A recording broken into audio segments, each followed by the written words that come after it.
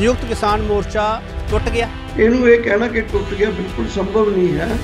ਉਹ ਠੀਕ ਹੈ, ਕੁਝ ਜਥੇਬੰਦੀਆਂ ਕੁਝ ਲੀਡਰ ਨੇ ਜਿਹੜੇ ਉਹ ਆਪਣੇ ਤੌਰ ਤੇ ਕਿਸੇ ਉਸ ਡੈਵੀਏਟ ਹੋਏ ਨੇ, ਉਹ ਵੀ ਸਮਝ ਕੇ ਕੱਲ ਨੂੰ ਬਣਾਉਣਗੇ।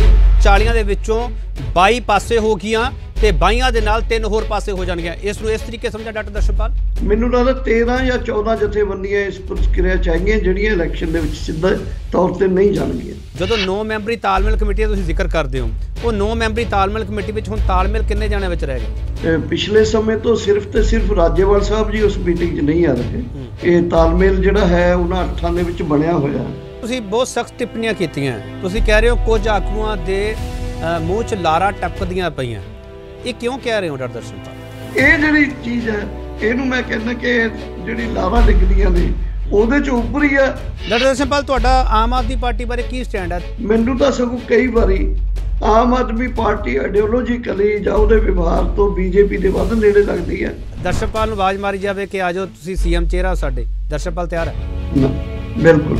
ਜੇ ਰਾਜੇਵਾਲ ਸਾਹਿਬ ਮੁੱਖ ਮੰਤਰੀ ਬਣ ਗਏ, ਐਸਕੇਐਮ ਨੂੰ ਛੱਡੋ, ਡਾਕਟਰ ਦਰਸ਼ਨਪਾਲ ਵਧਾਈ ਦੇਣ ਜਾਣਗੇ? ਜ਼ਰੂਰ ਦਊਂਗੇ, ਸਾਡੇ ਮੇਰੇ ਨਿੱਜੀ ਦੋਸਤ ਨੇ ਉਹ। ਆਪਣੇ ਦੋਸਤ ਰਾਜੇਵਾਲ ਨੂੰ ਆਲ ਦਾ ਬੈਸਟ ਕਹਿਣਾ ਚਾਹੁੰਦੇ ਹੋ? ਕਹਿਣਾਗੇ ਜ਼ਰੂਰ, ਜਦੋਂ ਪਤਾ ਲੱਗਿਆ ਕੀ ਬਣ ਜਾ ਰਹੇ ਨੇ। ਜਸਟਿਸ ਦੇਖ ਰਹੇ ਹੋ ਤੁਸੀਂ, ਮੈਂ KP ਸਿੰਘ ਵਿਊ ਪੁਆਇੰਟ ਵਿੱਚ ਤੁਹਾਡਾ ਸਭ ਦਾ ਸਵਾਗਤ ਕਰਦਾ ਹਾਂ। ਸੰਯੁਕਤ ਕਿਸਾਨ ਮੋਰਚੇ ਦਾ ਜ਼ਿਕਰ ਹੁੰਦਾ ਸੀ SKM ਦਾ, ਹੁਣ ਸੰਯੁਕਤ ਸਮਾਜ ਮੋਰਚੇ ਦਾ ਜ਼ਿਕਰ ਹੋਣ ਲੱਗ ਪਿਆ SSM। ਕੀ SKM ਵਰਸਸ SSM ਹੋ ਗਿਆ ਜਾਂ ਹਜੇ ਜਲਦੀ ਵਿੱਚ ਕਹਿਣ ਵਾਲੀਆਂ ਗੱਲਾਂ ਹੈਗੀਆਂ? ਤੇ ਸੰਯੁਕਤ ਸਮਾਜ ਮੋਰਚਾ ਕਰੇਗਾ ਕੀ, ਇਹਦਾ ਭਵਿੱਖ ਕੀ ਹੈਗਾ? ਕੀ ਕਿਸਾਨ ਮੋਰਚਾ ਜਿਹੜਾ ਬਣਿਆ ਸੀਗਾ ਅੰਦੋਲਨ ਤੋਂ ਬਾਅਦ ਕੀ ਉਹ ਟੁੱਟ ਗਿਆ ਜਾਂ 15 ਜਨਵਰੀ ਇਹ ਤੈਅ ਕਰੇਗੀ? ਬਹੁਤ ਸਾਰੇ ਸਵਾਲ ਹੈਗੇ ਨੇ, ਸਾਰੇ ਸਵਾਲਾਂ ਜਵਾਬ ਲਵਾਂਗੇ। ਸੰਯੁਕਤ ਕਿਸਾਨ ਮੋਰਚੇ ਦੇ ਬਹੁਤ ਹੀ ਅਹਿਮ ਆਗੂ ਤੇ 9 ਜਿਹੜੇ ਤਾਲਮੇਲ ਕਮੇਟੀ ਦੇ ਮੈਂਬਰ ਆ, ਉਹਨਾਂ ਵਿੱਚ ਵੱਡਾ ਨਾਮ ਡਾਕਟਰ ਦਰਸ਼ਨਪਾਲ ਸਾਡੇ ਨਾਲ ਮੌਜੂਦ ਹੋਣਗੇ, ਕ੍ਰਾਂਤੀਕਾਰੀ ਕਿਸਾਨ ਯੂਨੀਅਨ ਦੇ ਪ੍ਰਧਾਨ ਨੇ। ਡਾਕਟਰ ਦਰਸ਼ਨਪਾਲ ਸਰ, ਬਹੁਤ ਸਵਾਗਤ ਹੈ ਤੁਹਾਡਾ। ਥੈਂਕ ਯੂ ਜੀ, ਥੈਂਕ ਯੂ। ਡਾਕਟਰ ਦਰਸ਼ਨਪਾਲ, ਪਹਿਲਾਂ ਤੁਹਾਡਾ ਟੇਕ ਮੈਨੂੰ ਚਾਹੀਦਾ ਕਿ ਸੰਯੁਕਤ ਕਿਸਾਨ ਮੋਰਚਾ ਟੁੱਟ ਗਿਆ?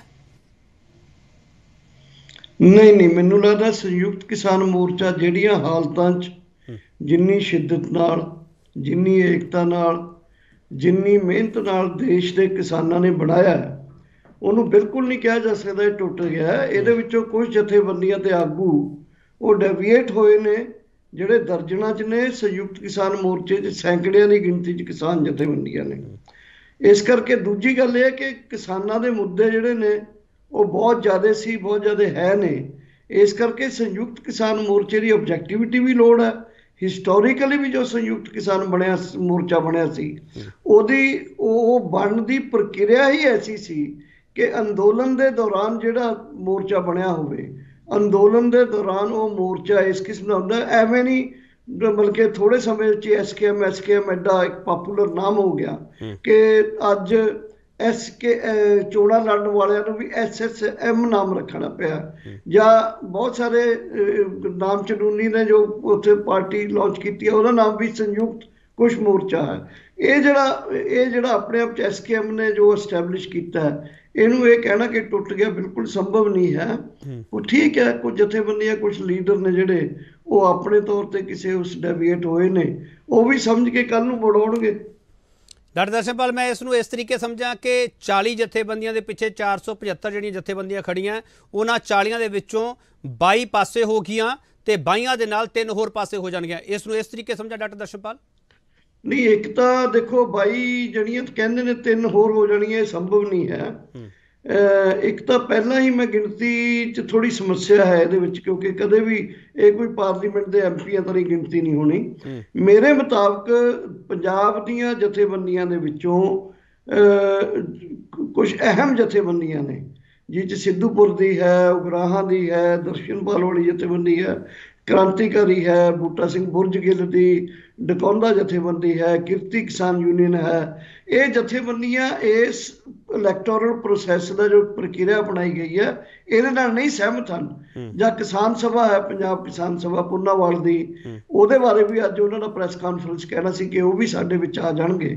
ਹਾਲਾਂਕਿ ਮੈਨੂੰ ਤਾਂ ਇਹ ਲੱਗਦਾ ਕਿ ਜੋ ਸੰਯੁਕਤ ਮੋਰਚਾ ਬਣਿਆ ਇਹਦੇ ਵਿੱਚੋਂ ਵੀ ਕੁਝ ਜਥੇਬੰਦੀਆਂ ਬਾਹਰ ਆ ਕੇ ਆਪੋ ਆਪਣੇ ਦੂਜੇ ਪਲੇਟਫਾਰਮਾਂ ਤੋਂ ਚੋਣ ਲੜਨਗੀਆਂ, ਜਾਂ ਇਹ ਜਿਹੜਾ ਪਲੇਟਫਾਰਮ ਹੈ ਇਹਦੇ ਵਿੱਚ ਸੰਕਟ ਆਉਣ ਵਾਲੇ ਸਮੇਂ 'ਚ ਹੋਊਗਾ, ਕਿਉਂਕਿ ਇਹਨੂੰ ਬਿਲਕੁਲ ਕਲੀਅਰ ਕੱਟ ਨਹੀਂ ਪਤਾ। ਇਹਨਾਂ ਨੇ 117 ਅਨਾਉਂਸ ਤਾਂ ਕਰਤਾ, ਇਹਨਾਂ ਨੂੰ 117 ਕੈਂਡੀਡੇਟ ਮਿਲਣੇ ਹੀ ਨਹੀਂ। ਜਾਂ ਇਹ ਵੀ ਕਹਿ ਸਕਦੇ ਆ ਕਿ ਇਹਨਾਂ ਵਿੱਚੋਂ ਬਹੁਤ ਸਾਰੇ ਸ਼ਾਇਦ ਲੀਡਰ ਇਹ ਵੀ ਚਾਹੁੰਦੇ ਨੇ ਕਿ ਆਉਣ ਵਾਲੇ 5-7 ਦਿਨਾਂ ਦੇ ਅੰਦਰ ਆਮ ਆਦਮੀ ਪਾਰਟੀ ਜਾਂ ਕਿਸੇ ਦੂਜੀ ਪਾਰਟੀ ਨਾਲ ਅਲਾਇੰਸ ਕਰ ਲਿਆ ਜਾਵੇ। ਸੋ ਇਹ ਮੋਰਚਾ ਆਪਣੇ ਆਪ 'ਚ ਇੱਕ ਸੰਕਟ ਚਲਾ ਜਾਊਗਾ।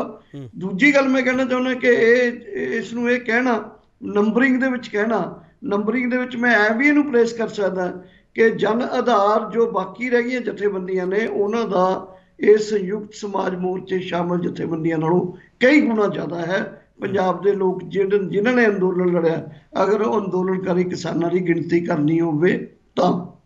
ਡਾਕਟਰ ਦਰਸ਼ਨਪਾਲ, ਮੈਂ ਚਲੋ ਤੁਹਾਡੇ ਨੰਬਰਿੰਗ ਵਾਲੇ ਸਵਾਲ ਤੇ ਆ ਜਾਣਾ। ਤੁਸੀਂ BKU ਡਕੌਂਦਾ ਦਾ ਜ਼ਿਕਰ ਕੀਤਾ, ਤੁਸੀਂ ਮਿਸਟਰ ਫੂਲ ਦਾ ਜ਼ਿਕਰ ਕੀਤਾ, ਉਹਨਾਂ ਜਥੇਬੰਦੀਆਂ ਦਾ ਜ਼ਿਕਰ ਕੀਤਾ ਕਿ ਜਿਹੜੀ ਤੁਹਾਡੀ ਪ੍ਰੈਸ ਰਿਲੀਜ਼ ਹੈ ਉਹਦੇ ਵਿੱਚ ਜਿਹੜੀਆਂ 9 ਜਥੇਬੰਦੀਆਂ ਮੇਰੇ ਸਾਹਮਣੇ ਪਈਆਂ, ਤੁਹਾਡੀ ਹੈ ਪਹਿਲੇ ਨੰਬਰ ਤੇ, ਸਰਜੀਤ ਫੂਲ ਹੋਰਾਂ ਦੀ ਦੂਜੇ ਨੰਬਰ ਤੇ ਹੈ, ਡਕੌਂਦਾ ਦਾ ਜ਼ਿਕਰ ਹੈਗਾ ਸਾਰੇ ਦੇ ਵਿੱਚ?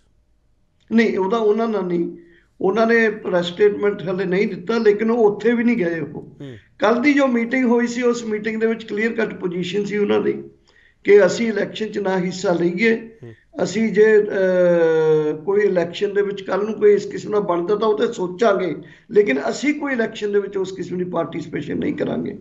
ਸਿਮਿਲਰਲੀ ਕੱਲ ਤੱਕ ਕਿਰਤੀ ਕਿਸਾਨ ਯੂਨੀਅਨ ਦੀ ਵੀ ਇਹੀ ਪੋਜੀਸ਼ਨ ਸੀ, ਮੈਂ ਕਹਿਣਾ ਚਾਹੁੰਦਾ।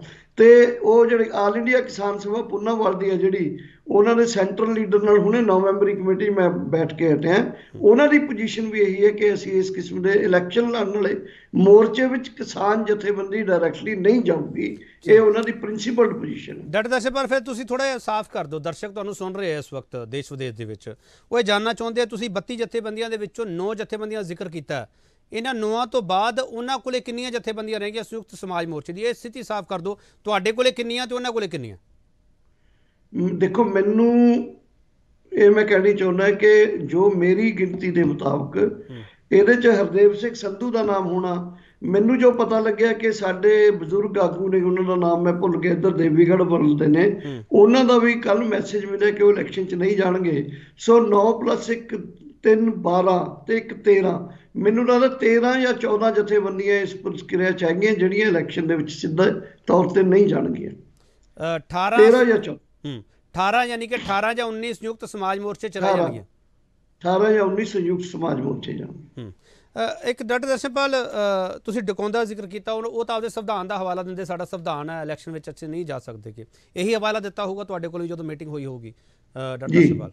ਜੀ। ਡਾਕਟਰ ਦਰਸ਼ਨਪਾਲ, ਮੈਂ ਇਹ ਚੀਜ਼ ਸਮਝਣਾ ਚਾਹੁੰਦਾ ਕਿ SKM ਦਾ ਕੁਝ ਸੰਵਿਧਾਨ ਹੈਗਾ ਜਾਂ ਸ਼ਰਤਾਂ ਜਿਹੜੀਆਂ ਲਗਾਤਾਰ ਬਣਦੀਆਂ ਆ ਰਹੀਆਂ ਸੀਗੀਆਂ ਉਹੀ ਸ਼ਰਤਾਂ ਦੇ ਤਹਿਤ ਤੁਸੀਂ ਕਹਿ ਰਹੇ ਹੋ ਅਨੁਸ਼ਾਸਨੀ ਕਾਰਵਾਈ ਕਰ ਸਕਦੇ ਹਾਂ ਅਸੀਂ? ਨਹੀਂ, SKM ਦੇਖੋ, SKM ਇੱਕ ਉਹ ਫੋਰਮ ਹੈ ਜੋ ਫੋਰਮ ਜ਼ਰੂਰਤ ਦੇ ਵਿੱਚੋਂ ਅੰਦੋਲਨ ਦੀਆਂ ਲੜ ਰਹੀਆਂ ਕਿਸਾਨ ਜਥੇਬੰਦੀਆਂ ਨੇ ਦੇਸ਼ ਦੇ ਵਿੱਚ ਲੜ ਰਹੀਆਂ ਕਿਸਾਨ ਜਥੇਬੰਦੀਆਂ ਨਾਲ ਮਿਲ ਕੇ ਬਣਾਇਆ। ਉਦਾਹਰਨ ਦੇ ਤੌਰ ਤੇ ਇਹਦੇ 'ਚ ਜਿਹੜੀਆਂ ਵੀ ਜਥੇਬੰਦੀਆਂ ਨੇ, ਆਲ ਇੰਡੀਆ ਕਿਸਾਨ ਸੰਘਰਸ਼ ਤਾਲਮੇਲ ਕਮੇਟੀ ਹੈ, ਇਹਦੇ 'ਚ RKMS ਹੈ, ਰਾਸ਼ਟਰੀ ਕਿਸਾਨ ਮਹਾਸੰਘ ਹੈ, ਉਗਰਾਹਾਂ ਸਾਹਿਬ ਦੀ ਜਥੇਬੰਦੀ ਹੈ, ਟਕੈਤ ਉਹਨਾਂ ਦੀ ਜਥੇਬੰਦੀ ਦੀ ਫੈਡਰੇਸ਼ਨ ਹੈ। ਇਹਨਾਂ ਜਥੇਬੰਦੀਆਂ ਦੇ ਵਿੱਚੋਂ ਕਿਸੇ ਦੀ ਵੀ ਇਹ ਪੋਜੀਸ਼ਨ ਨਹੀਂ ਹੈ ਕਿ ਅਸੀਂ ਅੰਦੋਲਨ ਲੜਦੇ ਹੋਏ ਜਾਂ ਅੰਦੋਲਨ ਤੋਂ ਬਾਅਦ ਵੀ ਕਿਸੇ ਨੇ ਇਲੈਕਸ਼ਨ 'ਚ ਜਾਣਾ।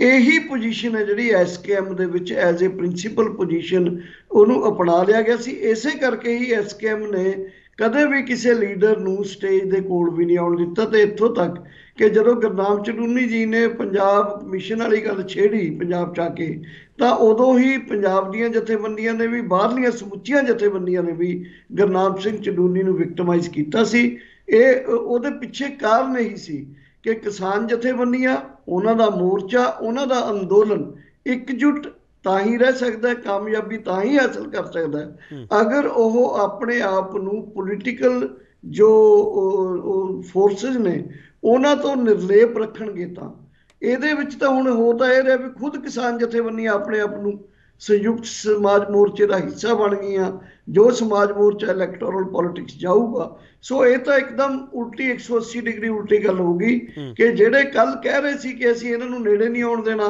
ਉਹ ਆਪ ਹੀ ਉਹੋ ਜਿਹੇ ਬਣ ਲੱਗ ਗਏ ਨੇ। ਡਾਕਟਰ ਦਰਸ਼ਨਪਾਲ, ਤੁਸੀਂ ਬਹੁਤ ਸਖਤ ਟਿੱਪਣੀਆਂ ਕੀਤੀਆਂ। ਤੁਸੀਂ ਕਹਿ ਰਹੇ ਹੋ ਕੁਝ ਆਗੂਆਂ ਦੇ ਮੂੰਹ 'ਚ ਲਾਰਾ ਟਪਕਦੀਆਂ ਪਈਆਂ, ਇਹ ਕਿਉਂ ਕਹਿ ਰਹੇ ਹੋ ਡਾਕਟਰ ਦਰਸ਼ਨਪਾਲ? ਦੇਖੋ ਮੈਂ ਤਾਂ ਕਹਿਣਾ ਚਾਹੁੰਦਾ ਕਿ ਜਦੋਂ ਅੰਦੋਲਨ ਅਸੀਂ ਲੜ ਰਹੇ ਸੀ, ਅਸੀਂ ਸਾਰੇ ਇਸ ਗੱਲ ਤੇ ਸੀ ਵੀ ਅਸੀਂ ਅੰਦੋਲਨ ਨੂੰ ਜਿੱਤਣਾ। ਨੰਬਰ 2, ਅਸੀਂ ਸੰਯੁਕਤ ਕਿਸਾਨ ਮੋਰਚੇ ਨੂੰ ਕਾਇਮ ਰੱਖਣਾ। ਅਸੀਂ ਕਹਿ ਰਹੇ ਸੀ ਕਿ ਸੰਯੁਕਤ ਕਿਸਾਨ ਮੋਰਚੇ ਦੇ ਬੈਨਰ ਤੋਂ, ਪਲੇਟਫਾਰਮ ਤੋਂ ਜੋ ਮੁੱਦੇ ਹਲੇ ਪੈਂਡਿੰਗ ਨੇ ਉਹਨਾਂ ਤੇ ਅੰਦੋਲਨ ਨੂੰ ਕੰਟੀਨਿਊ ਕਰਨਾ, ਹਲੇ ਸਸਪੈਂਡ ਕਰ ਰਹੇ ਆ। ਤੇ ਬਾਕੀ ਦੇ ਮੁੱਦੇ, ਕਰਜ਼ੇ ਵਰਗੇ ਮਸਲੇ ਨੇ ਜਿਹੜੇ ਦੇਸ਼ ਦੇ ਕਿਸਾਨਾਂ ਦੇ, ਉਹਨਾਂ ਨੂੰ ਇਨਕਲੂਡ ਕਰਕੇ ਵੱਡਾ ਇੱਕ ਦੇਸ਼ ਵਿਆਪੀ ਅੰਦੋਲਨ ਬਣਾਉਣਾ। ਕਿਉਂਕਿ ਵੱਡੇ ਅੰਦੋਲਨ ਤੋਂ ਬਗੈਰ ਬੀਜੇਪੀ, ਮੋਦੀ, ਜੋ ਅਮਿਤ ਸ਼ਾਹ ਦੇ ਵੱਡੇ ਜਿਹੜੇ ਹਾਕਮ ਨੇ ਜਿਸ ਕਿਸਮ ਦੇ, ਉਹਨਾਂ ਨੂੰ ਨਹੀਂ ਛੁਪਾਇਆ ਜਾ ਸਕਦਾ। ਇਹ ਅੰਦੋਲਨ ਲੜਦੇ ਲੜਦੇ ਜਦੋਂ ਸਾਡਾ ਇੱਕ ਮਤਲਬ ਕਿ ਨੇਤਾਵਾਂ ਦਾ ਇੱਕ ਇਸ ਕਿਸਮ ਦਾ ਸਟੇਟਸ ਬਿਲਡਅਪ ਹੋ ਗਿਆ ਜੋ ਅੰਦੋਲਨ ਕਰਕੇ ਹੋਇਆ। ਮੈਂ ਦੇਖੋ ਕੇਪੀ ਜੀ ਬਹੁਤ ਸਪਸ਼ਟ ਕਰਨੀ ਚਾਹੁੰਦਾ ਕਿ ਅਗਰ ਇਹ ਅੰਦੋਲਨ ਨਾ ਹੁੰਦਾ ਤਾਂ ਇਸੇ ਚੋਣਾਂ ਦੇ ਦੌਰਾਨ ਕਿਸੇ ਨੇ ਵੀ ਇਹ ਸੋਚਣਾ ਹੀ ਨਹੀਂ ਸੀ ਕਿ ਕਿਸਾਨ ਆਗੂ ਵੀ ਚੋਣ ਲੜਨਗੇ। ਇਸ ਲਈ ਬਾਕੀ ਸੂਬਿਆਂ ਦੇ ਵਿੱਚ ਇਹੀ ਹੋਊਗਾ ਹਾਲ। ਹਰਿਆਣੇ ਦੇ ਵਿੱਚ 2-3 ਸਾਲਾਂ ਬਾਅਦ ਦੇਖ ਲਿਓ, ਕਿਸੇ ਨੇ ਨਹੀਂ ਸੋਚਣਾ। ਸੋ ਇਹ ਜੋ ਵਾਪਰਿਆ ਵਰਤਾਰਾ ਹੈ, ਇਸ ਵਰਤਾਰੇ ਦੇ ਅੰਦਰ ਇਹ ਕਹਿ ਕੇ ਵੀ ਲੋਕਾਂ ਨੂੰ ਜ਼ਰੂਰਤ ਹੈ, ਲੋਕ ਕਹਿ ਰਹੇ ਨੇ, ਇਹ ਪਾਰਟ ਹੈ। ਲੇਕਿਨ ਤੁਸੀਂ ਇੱਕ ਜ਼ਿੰਮੇਵਾਰ ਕਿਸਾਨ ਆਗੂ ਹੋ, ਤੁਸੀਂ ਕਿਸਾਨਾਂ ਦੀ ਮੁਕਤੀ, ਕਿਸਾਨਾਂ ਦੇ ਮੁੱਦਿਆਂ ਦੀ ਗੱਲ ਕਰ ਰਹੇ ਹੋ, ਇਹੀ ਕਰਦੇ ਰਹਿਣਾ। ਉਹਦੇ ਲਈ ਸਾਨੂੰ ਐਡੇ ਛੋਟੇ ਏਜੰਡੇ ਦੇ ਉੱਤੇ ਨਹੀਂ ਸੀ ਜਾਣਾ ਚਾਹੀਦਾ। ਸਾਡੇ ਲਈ ਵੱਡੇ ਏਜੰਡੇ ਸੀ, ਵੱਡੇ ਏਜੰਡਿਆਂ ਤੇ ਕੰਮ ਕਰਨ ਵਾਸਤੇ ਆਪਣੀ ਸ਼ਕਤੀ ਨੂੰ ਕਾਇਮ ਰੱਖਣਾ ਚਾਹੀਦਾ ਸੀ। ਹੁਣ ਦੇਸ਼ ਦੇ ਕਿਸਾਨ, ਉਹਨਾਂ ਨੂੰ ਇੱਕ ਹਰਟ ਹੋਣਗੇ ਉਹ ਕਿ ਜਿਹੜੇ ਲੀਡਰਾਂ ਨੂੰ ਅਸੀਂ ਸੋਚ ਰਹੇ ਸੀ ਕਿ ਉਹ ਸਾਡੇ ਸੰਯੁਕਤ ਕਿਸਾਨ ਮੋਰਚਾ ਬਿਲਡਅਪ ਕਰਨਗੇ, ਕਿਸਾਨਾਂ ਦੇ ਮੁੱਦੇ ਲੈਣਗੇ, ਉਹ ਤਾਂ ਆਪੋ ਆਪਣੇ ਅਸੈਂਬਲੀ ਹਲਕਿਆਂ 'ਚ ਬੈਠਣ ਲੱਗੇ ਨੇ। ਇਹ ਜਿਹੜੀ ਚੀਜ਼ ਹੈ, ਇਹਨੂੰ ਮੈਂ ਕਹਿੰਦਾ ਕਿ ਜਿਹੜੀ ਲਾਰਾਂ ਡਿੱਗਦੀਆਂ ਨੇ ਉਹਦੇ 'ਚ ਉੱਭਰੀ ਆ। ਜ਼ਿੰਮੇਵਾਰੀਆਂ ਜਿਹੜੀਆਂ ਬਣਦੀਆਂ ਸੀ ਉਹਨੂੰ ਛੱਡ ਕੇ ਆਪਣੀ ਇੱਕ ਛੋਟੀ, ਜਿਵੇਂ ਮੈਂ ਕਹਿੰਦਾ ਵੱਡੇ ਏਜੰਡੇ, ਛੋਟੇ ਏਜੰਡੇ ਵੱਲ ਜਿਹੜੇ ਕੇਂਦਰਿਤ ਹੋਏ ਨੇ ਲੋਕ, ਉਸ ਪ੍ਰਸੰਗ 'ਚ ਮੈਂ ਕਹਿ ਰਿਹਾ ਸੀ। ਚਲੋ ਮੈਂ ਇੱਕ ਛੋਟਾ ਜਿਹਾ ਵਕਫਾ ਲਊਂਗਾ। ਡਿਟੇਲਡ ਇੰਟਰਵਿਊ ਅਸੀਂ ਕਰ ਰਹੇ ਹਾਂ ਡਾਕਟਰ ਦਰਸ਼ਨਪਾਲ ਦੀ। ਬਹੁਤ ਸਾਰੇ ਸਵਾਲ ਇਹਨਾਂ ਤੋਂ ਲੈ ਰਹੇ ਹੈਗੇ। ਡਾਕਟਰ ਦਰਸ਼ਨਪਾਲ ਬਹੁਤ ਸੁਲਝੇ ਹੋਏ ਆਗੂ ਹੈ ਕਿ ਪਰ ਕਿਤੇ ਇਹ ਜਿਹੜੀਆਂ ਸਖਤ ਟਿੱਪਣੀਆਂ ਹੈ ਕਿ ਡਾਕਟਰ ਦਰਸ਼ਨਪਾਲ ਨੂੰ ਉਹਨਾਂ ਆਗੂਆਂ ਤੋਂ ਦੂਰ ਤਾਂ ਨਹੀਂ ਕਰ ਰਹੀਆਂ, ਕਿ ਲੋਕਾਂ ਤੋਂ ਦੂਰ ਤਾਂ ਨਹੀਂ ਕਰ ਰਹੀਆਂ। ਲੋਕਾਂ ਦੀਆਂ ਭਾਵਨਾਵਾਂ ਕੀ ਕਹਿੰਦੀਆਂ? ਸਵਾਲ ਬਹੁਤ ਸਾਰੇ ਹੈ ਕਿ ਉਹਨਾਂ ਸਵਾਲਾਂ ਦੇ ਵਿਚਾਲੇ ਏਜੰਡਾ ਕਿਸਾਨ ਹੈ ਤੇ ਕਿਸਾਨ ਏਜੰਡਾ ਕਿਤੇ ਪਾਸੇ ਤਾਂ ਨਹੀਂ ਹੋ ਰਿਹਾ। ਵਾਪਸ ਆ ਰਿਹਾ।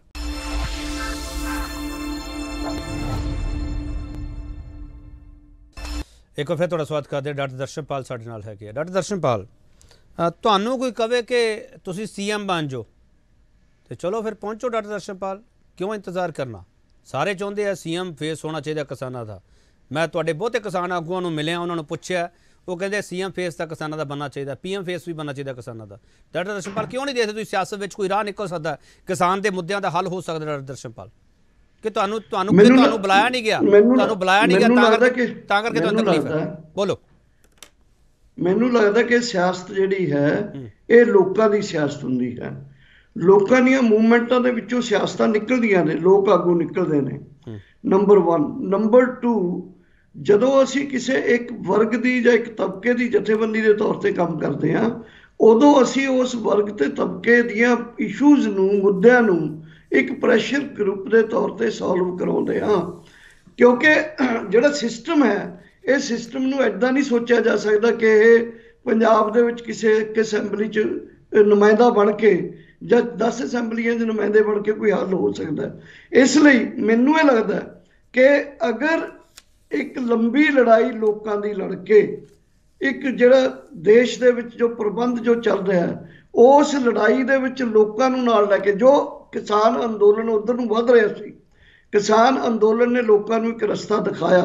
ਔਰ ਮੇਰੀ ਵਿਸ਼ਵਾਸ ਹੈ ਕਿ ਫਿਊਚਰ ਦੇ ਵਿੱਚ ਇਹ ਅੰਦੋਲਨ ਜਿਹੜਾ ਉਸ ਰਸਤੇ ਨੂੰ ਮੁੜ ਜਿਵੇਂ ਬਹਾਲ ਕਰੂਗਾ, ਕਿਉਂਕਿ ਮੁੱਦੇ ਅਜੇ ਬਾਕੀ ਨੇ, ਔਰ ਦੇਸ਼ ਦੇ ਲੋਕਾਂ ਨੂੰ ਇੱਕ ਅੰਦੋਲਨ ਦੇ ਵਿੱਚ ਖਿੱਚੂਗਾ, ਜਿਹਦੇ ਵਿੱਚ ਲੋਕਾਂ ਦਾ ਬਦਲ ਹੈ ਜਿਹੜਾ ਉਹ ਸਾਹਮਣੇ ਆਊਗਾ।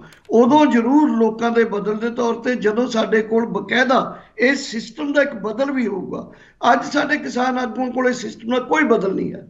ਇਸ ਸਿਸਟਮ ਦੇ ਅੰਦਰ ਹੀ ਉਹਨਾਂ ਹੀ ਅਫਸਰਾਂ ਦੇ ਨਾਲ ਉਸੇ ਅਦਾਰਿਆਂ ਦੇ ਵਿੱਚ ਕੰਮ ਕਰਨਾ ਹੈ। ਇਸ ਕਰਕੇ ਉਹ ਵੀ ਉਵੇਂ ਹੀ ਇਨਕੈਪੈਸੀਟੇਟਡ ਹੋ ਜਾਣਗੇ ਜਿਵੇਂ ਪਹਿਲੇ ਲੀਡਰ ਹੁੰਦੇ ਆਏ ਨੇ।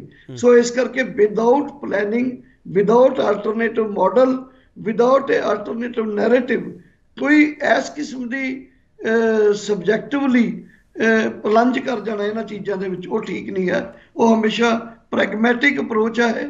ਇਹ ਹਮੇਸ਼ਾ ਕਦੇ ਕਦੇ ਕਾਮਯਾਬ ਹੁੰਦੀ ਹੈ, ਆਮ ਤੌਰ ਤੇ ਫੇਲ ਹੁੰਦੀ ਹੈ। ਇਸ ਕਰਕੇ ਇਹ ਮੈਂ ਇਸ ਲਈ ਇਹਦਾ ਵਿਰੋਧੀ ਹਾਂ। ਅਗਰ SKM ਨੇ ਇਹ ਮਾਡਲ ਬਣਾਉਣਾ ਸੀ ਤਾਂ ਇੱਕ ਲੰਬੀ ਲੜਾਈ ਲੜਦੇ ਹੋਏ ਇੱਕ ਆਪਣਾ ਥਿਓਰੇਟੀਕਲ ਅਸੀਂ ਮਾਡਲ ਬਿਲਡਅਪ ਕਰਦੇ ਕਿ ਅਸੀਂ ਇਸ ਕਿਸਮ ਦੀ ਡਿਵੈਲਪਮੈਂਟ ਕਰਾਂਗੇ, ਆਹ ਸਾਡੇ ਰਾਈਟਸ ਹੋਣਗੇ, ਆਹ ਡਿਊਟੀਆਂ ਹੋਣਗੀਆਂ, ਆਹ ਸਾਡੇ ਰਿਸੋਰਸਿਸ ਹੋਣਗੇ, ਆਹ ਸਾਡਾ ਨੈਰੇਟਿਵ ਹੋਊਗਾ। ਉਹਦੀ ਅਣਹੋਂਦ ਦੇ ਵਿੱਚ ਕਦੇ ਵੀ ਕੋਈ ਕਿਸੇ ਵੀ ਟੈਕਸਟ ਤੋਂ ਬਿਨਾ ਕਿਸੇ ਉਸ ਦੀ ਉਸਾਰੀ ਨਹੀਂ ਹੋ ਸਕਦੀ, ਮਾਡਲ ਦੀ ਉਸਾਰੀ ਨਹੀਂ ਹੋ ਸਕਦੀ। ਡਾਕਟਰ ਦਰਸ਼ਨਪਾਲ, ਤੁਸੀਂ ਵੀ ਸਿੱਧਾ ਨਾਮ ਲੈਣ ਤੋਂ ਬਚਦੇ ਪਏ ਹੋ। ਮੈਂ ਤੁਹਾਡੇ ਤੋਂ ਨਾਮ ਨਹੀਂ ਪੁੱਛਦਾ ਡਾਕਟਰ ਦਰਸ਼ਨਪਾਲ, ਪਰ ਮੈਂ ਤੁਹਾਡੇ ਤੋਂ ਇਹ ਸਵਾਲ ਜ਼ਰੂਰ ਲੈਣਾ ਚਾਹੁੰਦਾ। ਕਈ ਵਾਰੀ ਆਪਦੀ ਉਮਰ ਦਾ ਤਕਾਜ਼ਾ ਦੇਖਿਆ ਜਾਂਦਾ ਕਿ ਹੁਣ ਇਸ ਤੋਂ ਬਾਅਦ ਮੇਰੇ ਕੋਲੇ ਬਾਕੀ ਕੀ ਹੈਗਾ। ਜਦੋਂ ਬੰਦਾ ਇਹ ਸੋਚ ਲੈਂਦਾ ਮੇਰੇ ਕੋਲ ਬਾਕੀ ਕੀ ਹੈਗਾ, ਉਹ ਸੋਚਦਾ ਕਿ ਜਾਂਦੇ ਜਾਂਦੇ ਚਲੋ ਸਿਆਸੀ ਪੌੜੀਆਂ ਤਾਂ ਚੜ੍ਹ ਲੀਆਂ ਜਾਣ। ਡਾਕਟਰ ਦਰਸ਼ਨਪਾਲ, ਉਸ ਨਜ਼ਰੀਏ ਨਾਲ ਆਪਾਂ ਨਹੀਂ ਸੋਚ ਸਕਦੇ ਕਿ ਹੋ ਸਕਦਾ ਕੁਝ ਕਿਸਾਨਾਂ ਕੋਲ ਸੋਚਦੇ ਹੋਣ ਕਿ ਉਮਰ ਆਪਾਂ ਬਹੁਤ ਹੰਡਾ ਲਈ, ਹੁਣ ਬੜੇ ਮੁੱਦੇ ਚੁੱਕ ਲਏ ਕਿਸਾਨਾਂ ਦੇ, ਹੁਣ ਆਪਦੇ ਲਈ ਵੀ ਕੁਝ ਸੋਚ ਲਈਏ ਜਾਂਦੇ ਜਾਂਦੇ? ਨਹੀਂ KP ਜੀ, ਮੈਨੂੰ ਲੱਗਦਾ ਦੇਖੋ ਇਹ ਹੈ ਸੋਚਣ ਦਾ ਆਪਣਾ ਇੱਕ ਤਰੀਕਾ, ਇਹਨੂੰ ਨਜ਼ਰੀਆ ਕਿਹਾ ਜਾਂਦਾ। ਬਲਕਿ ਆਊਟਲੁੱਕ, ਮੇਰੇ ਆਊਟਲੁੱਕ ਤੇ ਕਿਸੇ ਹੋਰ ਦੇ ਆਊਟਲੁੱਕ 'ਚ ਫਰਕ ਹੋ ਸਕਦਾ।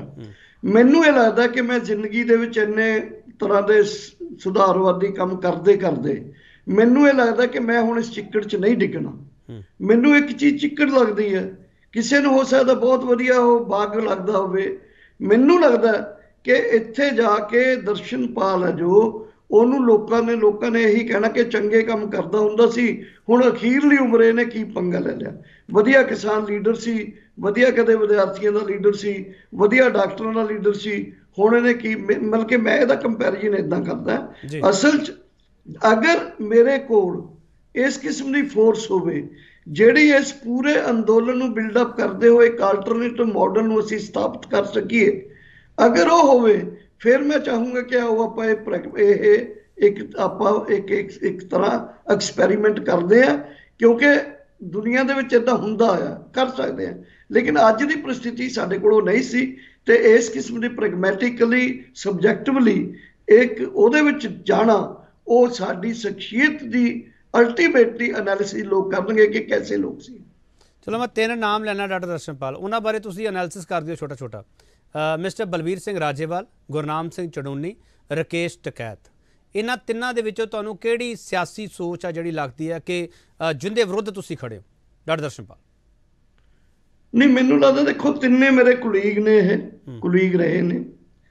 ਅੱਜ ਵੀ ਗੁਰਨਾਮ ਸਿੰਘ ਚੜੂਨੀ ਬਹੁਤ ਲੜਾਕੇ ਰਹੇ ਨੇ, ਬਹੁਤ ਲੜਦੇ ਰਹੇ ਨੇ। ਉਹਨਾਂ ਨੂੰ ਵੀ ਇੱਕ ਸਮੇਂ ਜਾ ਕੇ ਲੱਗਿਆ ਕਿ ਜਦੋਂ ਤੱਕ ਅਸੀਂ ਪਾਵਰ 'ਚ ਨਹੀਂ ਜਾਂਦੇ, ਆਪਣੇ ਹੱਥ ਸੱਤਾ ਨਹੀਂ ਲੈਂਦੇ, ਉਦੋਂ ਤੱਕ ਸਾਡਾ ਜਿਹੜਾ ਸਾਡੇ ਨਾਅਰੇ ਲਾਉਣ ਦਾ ਜਾਂ ਸੜਕਾਂ ਤੇ ਜਾਣ ਦਾ ਕੀ ਮਤਲਬ। ਨੰਬਰ 1। ਨੰਬਰ 2, ਉਹਨਾਂ ਦਾ ਬਾਰੇ ਮੇਰਾ ਇਹ ਕਹਿਣਾ ਹੈ ਕਿ ਉਹਨਾਂ ਨੇ ਇੱਧਰ ਨੂੰ ਜਾ ਕੇ ਆਪਣਾ ਜਿਹੜਾ ਕਿਸਾਨ ਲੀਡਰ ਦਾ ਜਿਹੜਾ ਉਹਨਾਂ ਦਾ ਰੁਤਬਾ ਸੀ, ਉਹਨੂੰ ਉਹਨਾਂ ਨੇ ਦਾਅ ਤੇ ਲਾਤਾ ਹੋਇਆ, ਉਹਦੇ ਤੇ ਸਵਾਲੀਆ ਚਿੰਨ੍ਹ ਲੱਗ ਗਿਆ ਜਿੱਦਣ ਉਹ ਇੱਧਰ ਨੂੰ ਚਲੇ ਗਏ। ਸਿਮਿਲਰਲੀ ਰਾਜੇਵਾਲ ਸਾਹਿਬ ਮੇਰੇ ਬਹੁਤ ਸਤਿਕਾਰਤ ਨੇ, ਬੜੀ ਦੇਰ ਅਸੀਂ ਇਹਨਾਂ ਦਿਨਾਂ 'ਚ ਅਸੀਂ ਇਕੱਠੇ ਰਹੇ ਹਾਂ, ਬਹੁਤ ਆਪਸ ਸਾਡੀ ਸਾਂਝ ਰਹੀ ਹੈ।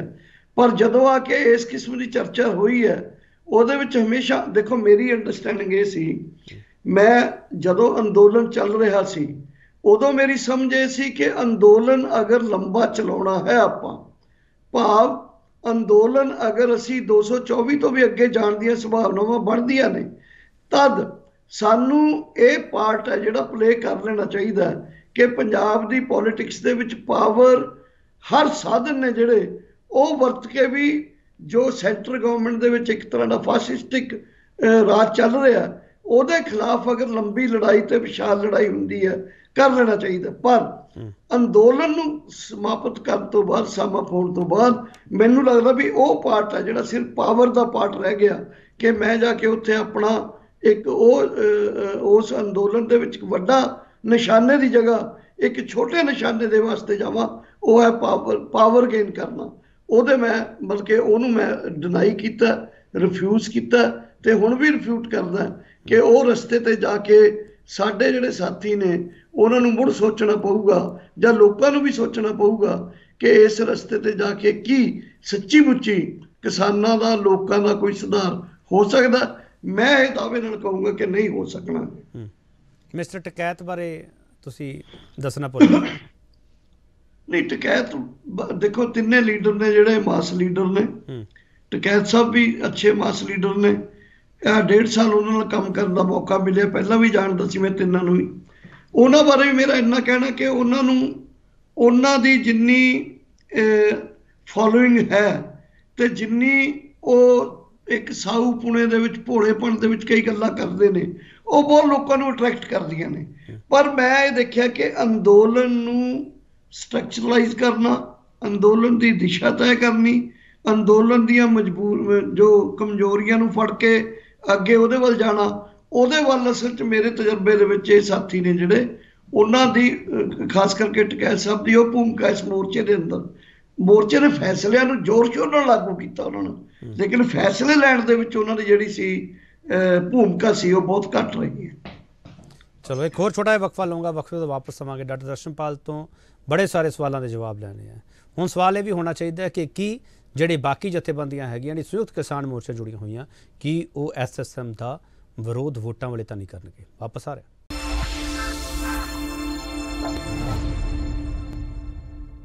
ਇੱਕ ਵਾਰ ਤੁਹਾਡਾ ਸਵਾਗਤ ਕਰ ਰਹੇ ਹਾਂ। ਡਾਕਟਰ ਦਰਸ਼ਨਪਾਲ, ਤੁਸੀਂ ਵਿਰੋਧ ਕਰੋਗੇ ਵੋਟਾਂ ਵੇਲੇ? ਜਿਵੇਂ ਮਿਸਟਰ ਉਗਰਾਹਾਂ ਨੇ ਬਿਆਨ ਦਿੱਤਾ ਸੀ, ਤੁਹਾਨੂੰ ਯਾਦ ਹੋਊਗਾ, ਉਹ ਕਹਿੰਦੇ ਸੀ ਜੇ ਕੋਈ ਸਿਆਸਤ ਵਿੱਚ ਉਤਰਿਆ, ਚੋਣ ਸਿਆਸਤ ਦੇ ਵਿੱਚ, ਅਸੀਂ ਵਿਰੋਧ ਕਰਾਂਗੇ। ਤੁਸੀਂ ਵਿਰੋਧ ਕਰੋਗੇ ਡਾਕਟਰ ਦਰਸ਼ਨਪਾਲ? ਨਹੀਂ, ਮੈਨੂੰ ਲੱਗਦਾ ਦੇਖੋ ਇਸ ਤਰੀਕੇ ਨਾਲ ਨਾ ਸਵਾਲ ਕਰਨਾ ਠੀਕ ਹੈ, ਨਾ ਮੇਰਾ ਜਵਾਬ ਦੇਣਾ ਠੀਕ ਹੈ, ਕਿਉਂਕਿ ਜੋ ਪੋਲੀਟੀਕਲ ਪਾਰਟੀਆਂ ਬਾਰੇ ਜੋ ਕਿਸਾਨ ਜਥੇਬੰਦੀ ਨੇ ਸੰਯੁਕਤ ਕਿਸਾਨ ਮੋਰਚੇ ਦੀ ਪਹੁੰਚ ਹੋਊਗੀ, ਉਹਨਾਂ ਨੂੰ ਸਵਾਲ ਕਰਨੇ, ਵਿਰੋਧ ਕਰਨਾ ਇੱਕ ਅਲੱਗ ਗੱਲ ਹੈ। ਦੇਖੋ ਵਿਰੋਧ ਅਸੀਂ BJP ਦਾ ਬਹੁਤ ਕੀਤਾ।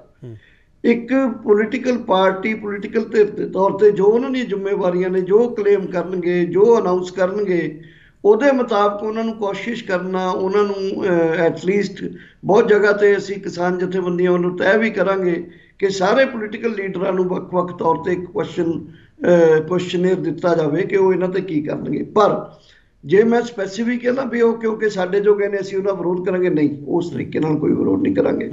ਕਿਉਂਕਿ ਜੋ ਇੱਕ ਡੈਮੋਕ੍ਰੈਟਿਕ ਸਿਸਟਮ ਦੇ ਅੰਦਰ ਰਹਿੰਦੇ ਹੋਏ ਜੋ ਵੀ ਇੱਕ ਕ੍ਰਿਟੀਕਲ ਅਪਰੋਚ ਦੇ ਨਾਲ ਅਸੀਂ ਕਰ ਸਕਦੇ ਹਾਂ ਜਥੇਬੰਦੀ ਦੇ ਤੌਰ ਤੇ, ਉਹੀ ਕਰਾਂਗੇ। ਐਵੇਂ ਵਿਰੋਧ ਤਾਂ ਇੱਕ ਅੰਦੋਲਨ ਦੇ ਦੌਰਾਨ ਕੀਤਾ ਜਾਂਦਾ, ਉਹ ਅਸੀਂ ਜੋ BJP ਦਾ ਉਦੋਂ ਕੀਤਾ, ਉਹ ਉਸ ਤਰੀਕੇ ਨਾਲ ਇਸ ਚੋਣਾਂ ਦੇ ਦੌਰਾਨ ਕੋਈ ਵਿਰੋਧ ਕਰਨ ਦਾ ਮਤਲਬ ਹੀ ਨਹੀਂ ਬਣਦਾ। ਚਲੋ ਡਾਕਟਰ ਦਰਸ਼ਨਪਾਲ, ਹੋ ਸਕਦਾ ਤੁਹਾਨੂੰ ਕੋਈ ਸਵਾਲ ਮੇਰੇ ਪਸੰਦ ਵੀ ਨਾ ਆਉਣਾ ਅੱਜ, ਮੈਨੂੰ ਕੋਈ ਦਿੱਕਤ ਨਹੀਂ ਡਾਕਟਰ ਦਰਸ਼ਨਪਾਲ, ਮੈਂ ਚਾਹੁੰਦਾ ਤੁਹਾਨੂੰ ਵੀ ਦਿੱਕਤ ਨਾ ਹੋਵੇ ਡਾਕਟਰ ਦਰਸ਼ਨਪਾਲ। ਪਰ ਸਵਾਲ ਇਹ ਹੈਗਾ ਕਿ ਜਦੋਂ 9 ਮੈਂਬਰੀ ਤਾਲਮੇਲ ਕਮੇਟੀ ਦਾ ਤੁਸੀਂ ਜ਼ਿਕਰ ਕਰਦੇ ਹੋ, ਉਹ 9 ਮੈਂਬਰੀ ਤਾਲਮੇਲ ਕਮੇਟੀ ਵਿੱਚ ਹੁਣ ਤਾਲਮੇਲ ਕਿੰਨੇ ਜਾਣਿਆਂ ਵਿੱਚ ਰਹਿ ਗਿਆ? ਦੇਖੋ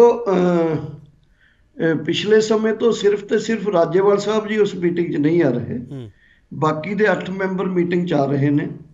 ਇਹ ਤਾਲਮੇਲ ਜਿਹੜਾ ਹੈ ਉਹਨਾਂ 8 ਦੇ ਵਿੱਚ ਬਣਿਆ ਹੋਇਆ। ਗੁਰਨਾਮ ਸਿੰਘ ਵੀ ਇਸ ਕਰਕੇ ਲਗਾਤਾਰ ਆ ਰਹੇ ਨੇ ਕਿ ਗੁਰਨਾਮ ਸਿੰਘ ਨੇ ਪੰਜਾਬ ਮਿਸ਼ਨ ਦੇ ਨਾਂ ਉੱਤੇ ਅੱਜ ਤੱਕ SKM ਦਾ ਨਾਮ ਕਿਤੇ ਵੀ ਨਹੀਂ ਵਰਤਿਆ ਹੈਗਾ, ਨੰਬਰ 1। ਨੰਬਰ 2, SKM ਦੇ ਨਾਮ ਨਾ ਵੀ ਵਰਤਣ ਦੇ ਉੱਤੇ ਜੇ ਗੁਰਨਾਮ ਸਿੰਘ ਜੀ ਖੁਦ ਕੋਈ ਪੋਲੀਟੀਕਲ ਉਸ ਕਿਸਮ ਦੀ ਐਕਟੀਵਿਟੀ ਕਰਦੇ ਨੇ ਤਾਂ ਅਸੀਂ ਜ਼ਰੂਰ ਸੋਚਾਂਗੇ ਅਗਲੀ ਆਉਣ ਵਾਲੀ 15 ਤਰੀਕ ਦੀ ਮੀਟਿੰਗ 'ਚ ਕਿ ਉਹਨਾਂ ਬਾਰੇ ਵੀ ਕੀ ਸੋਚਣਾ।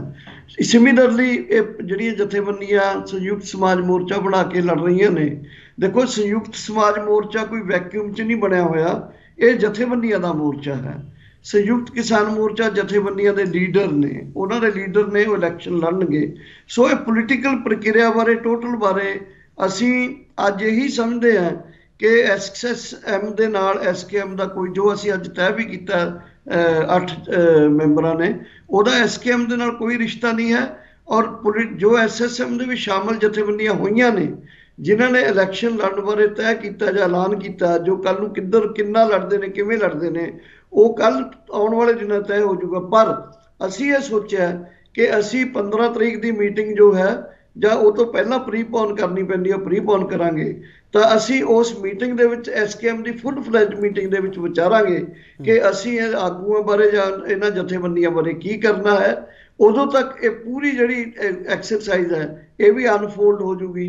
ਇਸ ਕਰਕੇ ਇਹਦੇ ਵਿੱਚੋਂ ਮੈਂ ਇਹੀ ਕਹਿਣਾ ਚਾਹੁੰਦਾ ਕਿ ਜਲਦੀਬਾਜ਼ੀ 'ਚ ਸਾਨੂੰ ਵੀ ਕੋਈ ਇਸ ਕਿਸਮ ਦਾ ਫੈਸਲਾ ਨਹੀਂ ਸੁਣਾਉਣਾ ਚਾਹੀਦਾ, ਕਿਉਂਕਿ ਆਖਰਕਾਰ ਜੰਗ ਦੇ ਮੈਦਾਨ ਵਿੱਚ ਬਹੁਤ ਵਾਰੀ ਵੱਖ ਵੀ ਹੁੰਦੇ ਆ ਲੋਕ ਤੇ ਇਕੱਠੇ ਵੀ ਹੁੰਦੇ ਨੇ।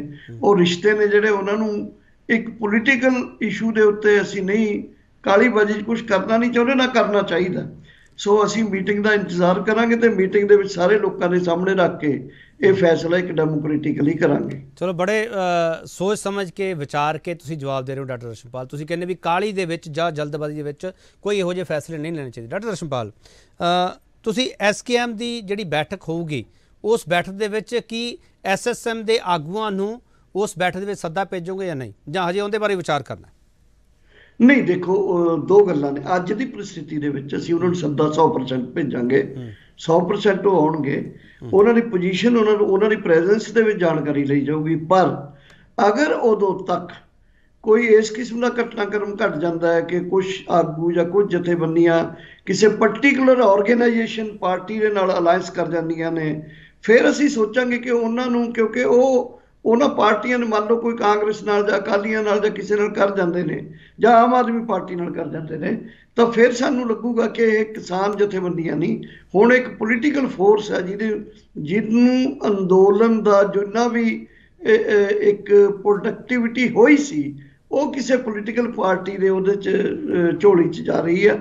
ਇਹ ਸੋਚਾਂਗੇ, ਲੇਕਿਨ ਅੱਜ ਦੀ ਘੜੀ ਅਸੀਂ ਉਹ ਸਾਰੀਆਂ ਜਥੇਬੰਦੀਆਂ ਨੂੰ ਇਨਵਾਈਟ ਕਰਾਂਗੇ ਮੀਟਿੰਗ 'ਚ ਤੇ ਉਹਨਾਂ ਦੀ ਹਾਜ਼ਰੀ ਦੇ ਵਿੱਚ ਡਿਸਕਸ਼ਨ ਹੋਊਗੀ। ਜੋ ਸਾਰੇ ਤੈਅ ਕਰਨਗੇ ਉਹ ਸਾਡੇ ਸਾਰਿਆਂ ਨੂੰ ਮੰਨਣਾ ਹੋਊਗਾ। ਜਦੋਂ ਪ੍ਰੈਸ ਕਾਨਫਰੰਸ ਕਰਦੇ ਸੀਗੇ ਜਾਂ ਬੈਠਕਾਂ ਕਰਦੇ ਰਹੇ ਆ, ਉਹਨਾਂ ਵਿੱਚ ਉਹ ਇੱਕ ਸਾਫ਼ ਗੱਲ ਕਹਿੰਦੇ ਰਹੇ ਆ ਕਿ ਜਿਹੜੀਆਂ ਰਵਾਇਤੀ ਸਿਆਸੀ ਧਿਰਾਂ ਹੈਗੀਆਂ ਉਹਨਾਂ ਤੋਂ ਸਾਨੂੰ ਪਾਸੇ ਹੋਣਾ ਪਊਗਾ।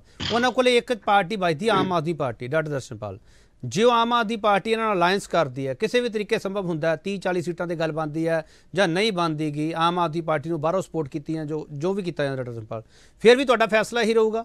ਫਿਰ ਵੀ ਤੁਸੀਂ ਸੋਚੋਗੇ? ਦੇਖੋ, ਮੈਂ ਤਾਂ ਆਮ ਆਦਮੀ ਪਾਰਟੀ ਨੂੰ ਵੀ ਰਵਾਇਤੀ ਪਾਰਟੀ ਸਮਝਦਾ। ਉਹ ਉਹਦੀ ਕੋਈ ਪਾਲਿਸੀਜ਼ ਵੱਖਰੀਆਂ ਨਹੀਂ ਹੈਗੀਆਂ। ਦਿੱਲੀ ਦੇ ਵਿੱਚ ਅਸੀਂ ਦੂਜੀ ਵਾਰੀ ਉਹਨਾਂ ਨੂੰ ਦੇਖ ਰਹੇ ਹਾਂ, ਉਹਨਾਂ ਦਾ ਆਈਡੀਓਲੋਜੀਕਲ ਜੋ ਪੈਟਰਨ ਹੈ ਉਹ ਵੀ ਦੇਖਦੇ ਹਾਂ।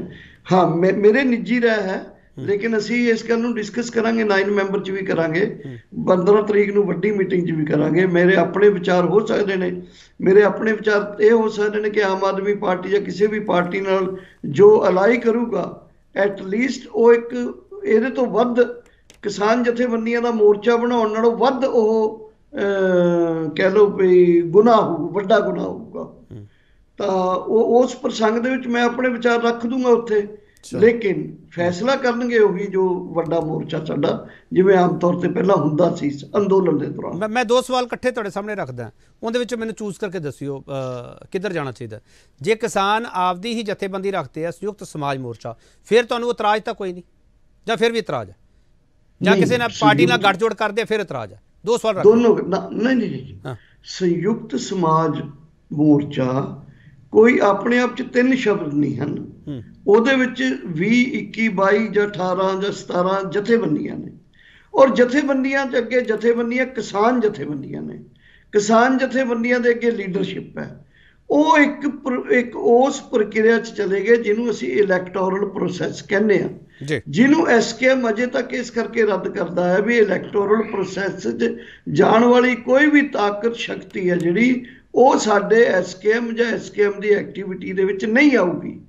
ਉਸ ਬੈਕਗਰਾਊਂਡ ਦੇ ਅੰਦਰ ਅਗਰ ਐਨਾਲਿਸਿਸ ਹੋਊਗਾ ਤਾਂ ਉਹਦੇ ਮੁਤਾਬਕ ਇਹ ਹੋਊਗਾ ਕਿ ਉਹ, ਲੇਕਿਨ ਕਰੂਗਾ ਸੰਯੁਕਤ ਕਿਸਾਨ ਮੋਰਚਾ ਹੀ, ਕਿਉਂਕਿ ਇਹ ਨਹੀਂ ਹੈ ਵੀ ਕੋਈ ਵਿਅਕਤੀ ਉਹ ਇੰਡੀਪੈਂਡੈਂਟਲੀ ਇਲੈਕਸ਼ਨ ਲੜ ਲਿਆ ਕਿਤੇ, ਸੇ ਫॉर ਐਗਜ਼ਾਮਪਲ ਸੋਮਵੀਰ ਸਾਂਗਵਾਨ ਹਰਿਆਣੇ ਦਾ ਇਲੈਕਸ਼ਨ ਲੜ ਲਿਆ ਕਿਤੇ, ਉਹ ਬਾਅਦ 'ਚ ਅਸੀਂ ਉਹਨੂੰ ਕਦੇ ਮੰਚ ਤੇ ਨਹੀਂ ਆਉਣ ਦਿੱਤਾ, ਕਦੇ ਵੀ ਮੰਚ ਤੇ ਨਹੀਂ ਆਉਣ ਦਿੱਤਾ।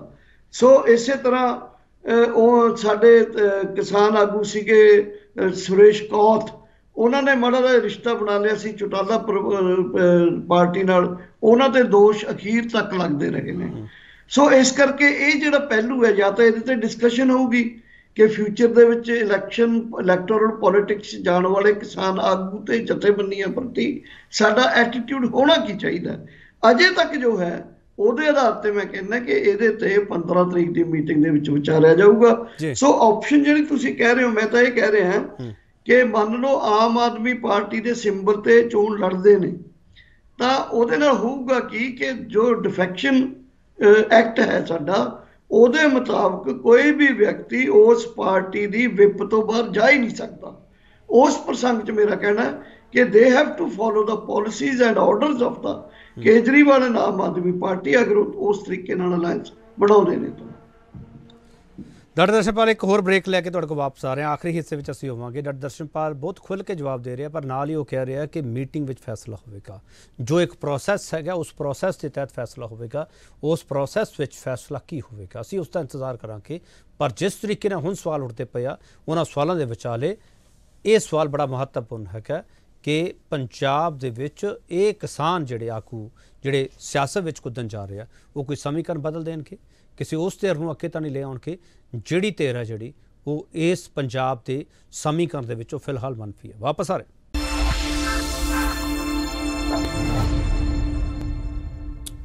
ਇੱਕ ਵਾਰ ਫਿਰ ਤੁਹਾਡਾ ਸਵਾਗਤ ਹੈ। ਡਾਕਟਰ ਦਰਸ਼ਨਪਾਲ, ਤੁਹਾਨੂੰ ਕੀ ਲੱਗਦਾ, ਤੁਹਾਡੀ ਪੋਲੀਟੀਕਲ ਸਮਝ ਬਹੁਤ ਜ਼ਿਆਦਾ, ਮੈਂ ਤੁਹਾਨੂੰ ਅਕਸਰ ਮਿਲਦਾ ਰਿਹਾ, ਤੁਹਾਡੇ ਇੰਟਰਵਿਊਜ਼ ਬਹੁਤ ਕੀਤੇ ਮੈਂ। ਡਾਕਟਰ ਦਰਸ਼ਨਪਾਲ, ਜਿੰਨੇ ਛੋਟੇ ਛੋਟੇ ਧੜੇ ਪੰਜਾਬ 'ਚ ਬਣਨਗੇ ਕਿਹਨੂੰ ਫਾਇਦਾ ਹੋਊਗਾ? ਦੇਖੋ, ਮੈਂ ਇਸ ਇਲੈਕਟੋਰਲ ਪ੍ਰਕਿਰਿਆ ਦਾ ਬਹੁਤ ਐਕਸਪਰਟ ਨਹੀਂ ਹਾਂ, ਬਟ ਮੈਨੂੰ ਇਹ ਲੱਗਦਾ ਕਿ ਇਹਦਾ ਫਾਇਦਾ ਜੋ ਹੋਇਆ ਉਹ ਮੇਬੀ, ਮੈਨੂੰ ਤਾਂ ਇਹ ਵੀ ਲੱਗਦਾ ਵੀ ਇਹ ਅਕਾਲੀ ਬੀਜੇਪੀ ਜੇ ਅੰਡਰਹੈਂਡ ਕੁਝ ਸਮਝੌਤਾ ਕਰ ਲੈਂਦੇ ਨੇ ਤਾਂ ਉਹਨਾਂ ਨੂੰ ਵੀ ਹੋ ਸਕਦਾ, ਕਿਉਂਕਿ ਡਿਸੈਂਟਿੰਗ ਜਿਹੜੇ ਪੀਪਲ ਨੇ ਉਹ ਡਿਵਾਈਡ ਹੋ ਜਾਣਗੇ ਬਹੁਤ ਬੁਰੀ ਤਰ੍ਹਾਂ। ਮੈਨੂੰ ਇਦਾਂ ਲੱਗਦਾ, ਲੇਕਿਨ ਹਾਂ ਮੈਨੂੰ ਇਦਾਂ ਲੱਗਦਾ ਹੈ। ਲੇਕਿਨ ਫਿਰ ਵੀ ਇਹ ਅਗਰ ਕਿਸਾਨ ਆਗੂ ਨੇ ਜਿਹੜੇ 117 ਸੀਟਾਂ ਤੇ ਖੜਨਗੇ, ਇਹਨਾਂ ਨੂੰ ਤਾਂ ਬਹੁਤ ਬਲਕਿ ਬੁਰੀ ਤਰ੍ਹਾਂ ਇੱਕ ਉਹ ਹਾਲਾਤ ਦੇਖਣੇ ਪੈਣਗੇ। ਪਰ ਨਾਲ ਦੀ ਨਾਲ ਇਹ ਫਾਇਦਾ ਉਹਨਾਂ ਨੂੰ ਹੋਊਗਾ ਜਿਹੜੇ ਕਿਸਾਨਾਂ ਦੇ ਵਿਰੋਧੀ ਮਸਲਿਆਂ ਦੇ ਉੱਤੇ ਹਮੇਸ਼ਾ ਕਾਨੂੰਨ ਬਣਾਉਂਦੇ ਆਏ ਨੇ, ਪਾਲਿਸੀਆਂ ਘੜਦੇ ਆਏ ਨੇ, ਉਹਨਾਂ ਨੂੰ ਜ਼ਿਆਦਾ ਬੈਨੀਫਿਟ ਹੋਊਗਾ, ਮੈਨੂੰ ਇਹ ਲੱਗਦਾ। ਡਾਕਟਰ ਦਰਸ਼ਨਪਾਲ, ਤੁਹਾਡਾ ਆਮ ਆਦਮੀ ਪਾਰਟੀ ਬਾਰੇ ਕੀ ਸਟੈਂਡ ਹੈ ਦਿੱਲੀ ਦੀ ਸਰਕਾਰ ਬਾਰੇ? ਮੈਂ ਸਪੈਸ਼ਲੀ ਇਸ ਕਰਕੇ ਸਵਾਲ ਕਰ ਰਿਹਾ ਕਿਉਂਕਿ ਜਦੋਂ ਖੇਤੀ ਕਾਨੂੰਨਾਂ ਦਾ ਇਹ ਸਾਰਾ ਪ੍ਰਕਿਰਿਆ ਸ਼ੁਰੂ ਹੁੰਦੀ ਹੈ ਤੇ ਵਿਧਾਨ ਸਭਾ ਵਿੱਚ ਜਿਸ ਤਰੀਕੇ ਨਾਲ ਉਹਨਾਂ ਨੇ ਸਾਰਾ ਪਾੜਿਆ ਸੀਗਾ ਮਿਸਟਰ ਕੇਜਰੀਵਾਲ ਹਰਾਂ ਨੇ, ਉਸ ਨੂੰ ਲੈ ਕੇ ਸੰਯੁਕਤ ਕਿਸਾਨ ਮੋਰਚੇ ਦੀ ਰਾਏ ਕੀ ਹੈ? ਦੇਖੋ, ਸੰਯੁਕਤ ਕਿਸਾਨ ਮੋਰਚੇ ਨੇ ਕਦੇ ਜੀ ਕੇਜਰੀਵਾਲ ਜਾਂ ਆਮ ਆਦਮੀ ਪਾਰਟੀ ਤੇ ਕੋਈ ਐਨਾਲਿਸਿਸ ਨਹੀਂ ਕੀਤਾ। ਮੈਨੂੰ ਨਿੱਜੀ ਤੌਰ ਤੇ ਇਹ ਲੱਗਦਾ ਕਿ ਚੇਂਜ ਵਾਸਤੇ ਜਦੋਂ ਕੇਜਰੀਵਾਲ ਜਾਂ ਅੰਨਾ ਹਜ਼ਾਰੇ ਦੀ ਮੂਵਮੈਂਟ ਚੱਲੀ ਸੀ, ਉਹ ਤੋਂ ਬਾਅਦ ਜਿਹੜਾ ਲੋਕਾਂ ਨੇ ਇੱਕ ਚੇਂਜ ਲਿਆਉਣ ਦੀ ਕੋਸ਼ਿਸ਼ ਕੀਤੀ, ਸੱਚੀ ਮੁੱਚੀ ਉਦੋਂ ਟੀਵੀ ਚੈਨਲਾਂ ਨੇ ਵੀ ਇਹ ਕਿਹਾ ਸੀ ਕਿ ਦਿੱਲੀ ਦੇ ਵਿੱਚ ਰੈਵੋਲੂਸ਼ਨ ਹੋ ਗਿਆ। ਲੇਕਿਨ ਕੁਆਂਟੀਟੇਟਿਵਲੀ ਡਿਫਰੈਂਸਿਸ ਹੈਗੇ ਨੇ। ਕਾਂਗਰਸ ਬੀਜੇਪੀ ਕੇਜਰੀਵਾਲ ਉਹਨਾਂ ਦੀ ਸਰਕਾਰ ਦੇ, ਉਹਨਾਂ ਨੇ ਕੁਝ ਮਸਲੇ ਐਜੂਕੇਸ਼ਨ ਤੇ ਹੈਲਥ ਦੇ ਵਧੀਆ ਹੱਲ ਕੀਤੇ ਨੇ ਜਾਂ ਉਹਨਾਂ 'ਚ ਰਿਫਾਰਮ ਕੀਤੇ ਨੇ, ਅੱਛੇ ਕੀਤੇ ਨੇ। ਲੇਕਿਨ ਇਨ ਕੰਟੈਂਟ ਮੈਂ ਸੋਚਦਾ ਕਿ ਇੱਕ ਫਰੇਮਵਰਕ ਦੇ ਵਿੱਚ ਸਾਰੀਆਂ ਪਾਰਟੀਆਂ ਚੱਲਦੀਆਂ ਨੇ। ਉਸ ਫਰੇਮਵਰਕ ਦੇ ਵਿੱਚ ਮੈਨੂੰ ਤਾਂ ਸਗੋਂ ਕਈ ਵਾਰੀ ਆਮ ਆਦਮੀ ਪਾਰਟੀ ਆਈਡੀਓਲੋਜੀਕਲੀ ਜਾਂ ਉਹਦੇ ਵਿਵਹਾਰ ਤੋਂ ਬੀਜੇਪੀ ਦੇ ਵੱਧ ਨੇੜੇ ਲੱਗਦੀ ਹੈ। ਇਸ ਕਰਕੇ ਖਤਰਾ ਬਣਿਆ ਰਹਿੰਦਾ ਬਹੁਤ ਵਾਰੀ ਇਹ ਕਿ ਆਉਣ ਵਾਲੇ ਸਮੇਂ ਦੇ ਅੰਦਰ ਆਮ ਆਦਮੀ ਪਾਰਟੀ ਜਦ ਪੂਰੇ ਦੇਸ਼ ਦੇ ਸੈਕੂਲਰਿਜ਼ਮ ਦੇ ਸਿਧਾਂਤ ਦੇ ਉੱਤੇ ਜਾਂ ਸਾਡੇ ਦੇਸ਼ ਦਾ ਜਿਹੜਾ ਫੈਡਰਲ ਸਟਰਕਚਰ ਹੈ ਉਹਦੇ ਤੇ ਕਿੱਧਰ ਨੂੰ ਜਾਊਗੀ, ਇਹਦੇ ਤੋਂ ਮੈਨੂੰ ਤਾਂ ਇੱਕ ਤਰ੍ਹਾਂ ਦਾ ਖਤਰਾ ਬਣਿਆ ਰਹਿੰਦਾ। ਬਹੁਤਾ ਕੁਛ ਹਲੇ ਮੈਂ ਇਹਦੇ ਬਾਰੇ ਕਹਿ ਨਹੀਂ ਸਕਦਾ, ਨਾ ਮੇਰੇ ਕੋਲ ਐਨਾਲਿਸਿਸ। ਇੱਕ ਸਰ ਅਨਲਿਖਤ ਸਮਝੌਤੇ ਹੁੰਦੇ ਆ ਜਿਹੜੇ ਕਿ ਪਬਲਿਕ ਡੋਮੇਨ ਦੇ ਵਿੱਚ ਨਹੀਂ ਹੁੰਦੇਗੇ, ਚਰਚਾਵਾਂ ਹੁੰਦੀਆਂ, ਪਰ ਪਤਾ ਤੁਹਾਡੇ ਵਰਗੇ ਲੋਕਾਂ ਨੂੰ ਹੁੰਦਾ ਜਿਹੜੇ ਬੈਠਕਾਂ ਵਿੱਚ ਬੈਠਦੇ ਆ ਜਾਂ ਤੁਸੀਂ ਆਪਸ ਵਿੱਚ ਆਗੂਆਂ ਨਾਲ ਗੱਲਬਾਤ ਕਰ ਰਹੇ ਹੋ। ਡਾਕਟਰ ਦਰਸ਼ਨਪਾਲ, ਕਿਤੇ ਇਹ ਤਾਂ ਨਹੀਂ ਸੀ ਕੋਈ ਅਨਲਿਖਤ ਸਮਝੌਤਾ ਹੋਇਆ ਹੋਵੇ ਕਿ ਤੁਸੀਂ ਮੋਰਚਾ ਮੁਲਤਵੀ ਕਰੋ ਤੇ ਉਸ ਤੋਂ ਬਾਅਦ ਇਸ ਧਿਰ ਦੇ ਨਾਲ ਜਾ ਕੇ ਖੜ ਜਿਓ? ਡਾਕਟਰ ਦਰਸ਼ਨਪਾਲ, ਨਹੀਂ, ਮੈਨੂੰ ਲੱਗਦਾ, ਦੇਖੋ ਮੈਂ ਮੋਰਚੇ ਦੇ ਬਹੁਤ ਇੰਟੈਕਟ ਆਰਗੈਨਿਕ ਲਿੰਕ 'ਚ ਰਿਹਾ। ਹਰ ਐਕਟੀਵਿਟੀ ਦਾ ਮੈਨੂੰ ਪਤਾ, ਹਰ ਵਿਅਕਤੀ ਦੀ ਐਕਟੀਵਿਟੀ ਦਾ ਪਤਾ। ਮੈਨੂੰ ਲੱਗਦਾ ਵੀ ਕੋਈ ਅਣਲਿਖਤ ਨਹੀਂ ਸਮਝੌਤਾ ਹੋਇਆ ਇਹਦੇ 'ਚ ਵਿਅਕਤੀਆਂ ਦੀਆਂ ਆਪਣੀਆਂ ਇੱਛਾਵਾਂ ਹੁੰਦੀਆਂ ਨੇ, ਆਪਣੀ ਸੋਚ ਹੁੰਦੀ ਹੈ, ਆਪਣਾ ਪਰਸਪੈਕਟਿਵ ਹੁੰਦਾ ਮੂਵਮੈਂਟ ਬਾਰੇ। ਉਹਦੇ 'ਚੋਂ ਜਦੋਂ ਇਲੈਕਸ਼ਨ ਜਿਉਂ ਨੇੜੇ ਆਈਆਂ ਗਈਆਂ, ਕੁਛ ਲੋਕਾਂ ਦਾ ਜ਼ਰੂਰ ਮੂਡ ਬਣਿਆ ਇਹ ਕਿ ਕਿਵੇਂ ਨਾ ਕਿਵੇਂ ਸਾਡਾ ਜਿਹੜਾ ਅੰਦੋਲਨ ਹੈ ਇਹ ਜਲਦੀ ਨਿਬੜ ਜੇ ਤਾਂ ਅਸੀਂ ਆਪਣੀ ਪੰਜਾਬ ਦੇ ਵਿੱਚ ਆ ਕੇ ਆਪਣੀ ਇਸ ਐਕਟੀਵਿਟੀ ਸ਼ਾਮਲ ਹੋਈਏ। ਉਹ ਜ਼ਰੂਰ ਦੇਖਣ ਨੂੰ ਮਿਲਿਆ ਬਾਅਦ ਦੇ ਦਿਨਾਂ ਦੇ ਅੰਦਰ। ਲੇਕਿਨ ਉਹ ਕੋਈ ਕਿਸੇ ਨਾਲ ਸਮਝੌਤਾ ਹੋਇਆ ਸੀ ਜਾਂ ਕੋਈ ਹੋਰ ਹੋਇਆ, ਉਸ ਗੱਲ ਮੈਨੂੰ ਨਹੀਂ ਠੀਕ ਲੱਗਦੀ ਉਹ, ਕਿਉਂਕਿ ਜਿਹੜੇ ਵਿਅਕਤੀ ਹੁੰਦੇ ਨੇ ਉਹਨਾਂ ਦੇ ਆਪਣੀ ਸੋਚਣ ਦਾ ਜਿਹੜਾ ਤੌਰ ਤਰੀਕਾ ਹੁੰਦਾ, ਉਹਨਾਂ ਦੇ ਜਿਹੜੇ ਆਪਣੇ ਵਿਚਾਰਧਾਰਕ ਰਾਜਨੀਤਿਕ ਸਿਧਾਂਤ ਜਿਹੜੀਆਂ ਦਿਸ਼ਾ ਹੁੰਦੀ ਹੈ, ਉਹ ਕਈ ਵਾਰੀ ਚੀਜ਼ਾਂ ਨੂੰ ਤੈਅ ਕਰਦੇ। ਫੋਰ ਐਗਜ਼ਾਮਪਲ ਜਿਵੇਂ ਮੰਨ ਲਓ ਮੈਂ ਚਾਹੁੰਦਾ ਸੀ ਅੰਦੋਲਨ ਲੰਬਾ ਚੱਲੇ, ਪਰ ਬਹੁਤੇ ਲੋਕ ਚਾਹੁੰਦੇ ਸੀ ਕਿ ਮੈਂ ਇਸ ਲਈ ਚਾਹੁੰਦਾ ਸੀ ਵੀ 3 ਕਾਨੂੰਨਾਂ ਦੀ ਲੜਾਈ ਖਤਮ ਕਰਾ ਕੇ ਹੀ ਜਾਣੀ ਚਾਹੀਦੀ। ਮੇਰੇ ਮਨ 'ਚ ਇਹ ਸੀ, ਕਿਉਂਕਿ ਮੈਨੂੰ ਇਹ ਲੱਗਦਾ ਸੀ ਕਿ ਇਸ ਲੜਾਈ ਨੇ ਹਿੰਦੁਸਤਾਨ ਦੇ ਵਿੱਚ ਇੱਕ ਤਰ੍ਹਾਂ ਦੀ ਐਨਲਾਈਟਨਮੈਂਟ ਪੈਦਾ ਕੀਤੀ ਹੈ, ਤੇ ਪਰ ਇਹ ਜਿਹੜੀ ਦੇਸ਼ ਦੇ ਵਿੱਚ ਇੱਕ ਵੱਡੇ ਅੰਦੋਲਨ ਨੂੰ ਜਨਮ ਦੇ ਸਕਦੀ ਹੈ। ਦੂਜਾ ਨਾਲ ਇਹ ਲੱਗਦਾ ਸੀ ਵੀ ਸਾਡੇ ਅੰਦੋਲਨ ਦਾ ਹਾਲ ਇਹ ਲੋਕਲ ਲੈਵਲ ਤੇ ਇਹੋ ਜਿਹਾ ਹੋ ਰਿਹਾ। ਸੋ ਦੋ ਚੀਜ਼ਾਂ ਦੇ ਵਿੱਚ ਸਾਡੀ ਵੀ ਸੋਚ ਫਸੀ ਹੋਈ ਸੀ ਉਦੋਂ। ਪਰ ਇਹ ਜ਼ਰੂਰੀ ਨਹੀਂ ਜਿਸ ਸਾਥੀ ਦੇ ਕੋਲ ਉਸ ਮੰਨ ਲਓ ਕੋਈ ਉਸ ਕਿਸਮ ਦਾ ਵਿਜ਼ਨ ਨਹੀਂ ਹੈ ਕਿ ਉਹ ਕਿਸਾਨੀ ਦੇ ਅੰਦੋਲਨ ਨੂੰ ਦੇਸ਼ ਵਿਆਪੀ ਅੰਦੋਲਨ ਬਣਦਾ ਦੇਖਣਾ ਚਾਹੁੰਦਾ ਹੋਵੇ। ਉਹ ਸੋਚਦਾ ਉੱਥੇ ਤੱਕ ਉਹਨਾਂ ਕੀ ਸੋਚੂਗਾ। ਸ਼ਾਇਦ ਕੁਝ ਲੋਕਾਂ ਨੇ ਉੱਥੇ ਤੱਕ ਹੀ ਸੋਚਿਆ, ਤੇ ਉਹਨਾਂ ਦੀ ਇੱਛਾ ਵੀ ਇਹ ਸੀ ਕਿ ਅੰਦੋਲਨ ਕਿਸੇ ਤਰ੍ਹਾਂ ਸਮਾਂ ਪਵੇ। ਇਹ ਤਾਂ ਬਹੁਤ ਚੰਗਾ ਹੋ ਗਿਆ KP ਜੀ ਕਿ ਮੋਦੀ ਸਾਹਿਬ ਨੇ ਸਾਨੂੰ ਇੱਕ ਤਰ੍ਹਾਂ ਦਾ ਬਹੁਤ ਵੱਡਾ ਤੋਹਫਾ ਦਿੱਤਾ ਕਿ ਉਹਨਾਂ ਨੇ 19 ਤਰੀਕ ਨੂੰ 3 ਕਾਨੂੰਨ ਵਾਪਸ ਲੈ ਕੇ ਸਾਡੇ ਸਿਰਾਂ ਤੇ ਉਹ ਤਾਜ ਸਜਾਤਾ ਜਿਹੜਾ ਸ਼ਾਇਦ ਅਸੀਂ ਲੱਗ ਰਿਹਾ ਸੀ ਸਾਨੂੰ ਕਿ ਸਾਨੂੰ ਨਹੀਂ ਮਿਲੂਗਾ। ਪਰ ਇਹ ਵਾਪਰਿਆ ਐਸਾ ਕਿ ਅਸੀਂ ਸਾਡੀ ਲੋਕਾਂ ਦੇ ਅੰਦਰ ਆਪਣੇ ਆਤਮ ਵਿਸ਼ਵਾਸ ਦੇ ਅੰਦਰ, ਆਪਣੀ ਸ਼ਖਸੀਅਤ ਦੇ ਅੰਦਰ ਸਾਨੂੰ ਬਹੁਤ ਕਿਤੇ ਮਤਲਬ ਕਿ ਬਣਿਆ ਸਾਡਾ ਉਹਦੇ ਵਿੱਚ। ਇਹ ਇੱਕ ਵੱਡੀ ਪੋਜ਼ਿਟਿਵ ਗੱਲ ਜਿਹੜੀ ਹੋਈ ਹੈ ਇਸ ਅੰਦੋਲਨ ਦੇ ਲੀਡਰਾਂ ਲਈ, ਤੇ ਉਹਦੇ ਵਿੱਚੋਂ ਇੱਕ ਇਸ ਕਿਸਮ ਦਾ ਮਾਹੌਲ ਬਣ ਗਿਆ ਸਾਡੇ ਲੀਡਰਾਂ ਲਈ ਵੀ।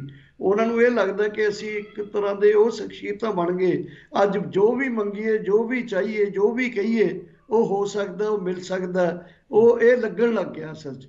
ਜਿਹੜਾ ਮੈਨੂੰ ਲੱਗਦਾ ਅਸਲ ਜਦੋਂ ਅਸੀਂ ਅਸਲੀ ਦੁਨੀਆ 'ਚ ਆਉਂਦੇ ਹਾਂ, ਉਦੋਂ ਜਦੋਂ ਥੋੜ੍ਹੇ ਦਿਨ ਸਮਾਂ ਲੰਘਦਾ ਜਾਂਦਾ ਤਾਂ ਚੀਜ਼ਾਂ ਆਪਣੀ ਜਗ੍ਹਾ ਤੇ ਸੈਟਲ ਹੁੰਦੀਆਂ ਜਾਂਦੀਆਂ ਨੇ, ਐਂਡ ਆਉਣ ਵਾਲੇ ਦਿਨ ਇਹਨਾਂ ਚੀਜ਼ਾਂ ਨੂੰ ਸਾਬਤ ਕਰਨਗੇ।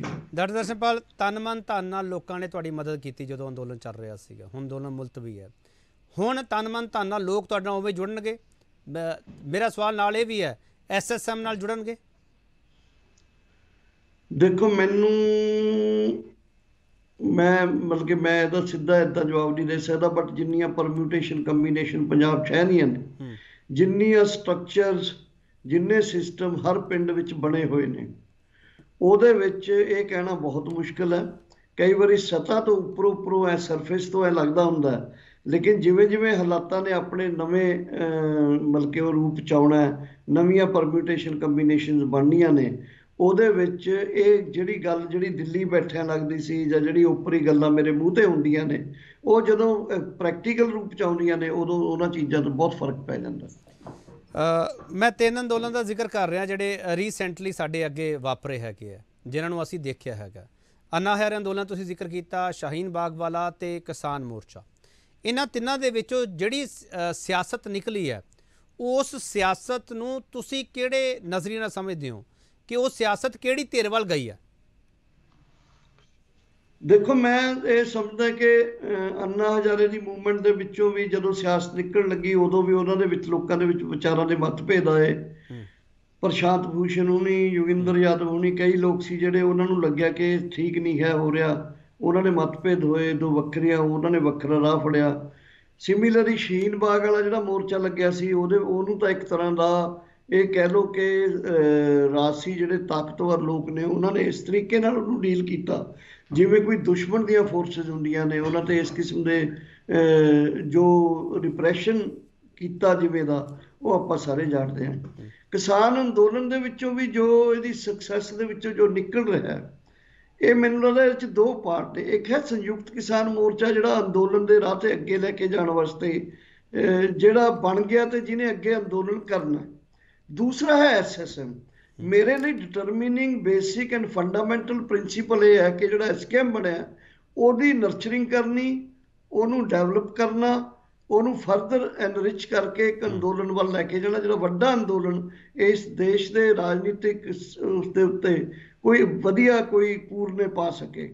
SSM ਤਾਂ ਇੱਕ ਮਤਲਬ ਕਿ ਐ ਕਹਿ ਲਓ ਵੀ ਦੇਖੋ ਤੁਸੀਂ ਜਦੋਂ ਖਾਲਿਸਤਾਨੀ ਲਹਿਰ ਚੱਲੀ ਸੀ, 13 ਦੇ 13 MP ਆਏ, ਉਦੋਂ ਅਗਰ ਚਾਹੁੰਦੇ ਤਾਂ ਸਾਰੀ ਦੀ ਸਾਰੀ ਸਰਕਾਰ ਕਿਸੇ ਦੀ ਬਣ ਜਾਂਦੀ।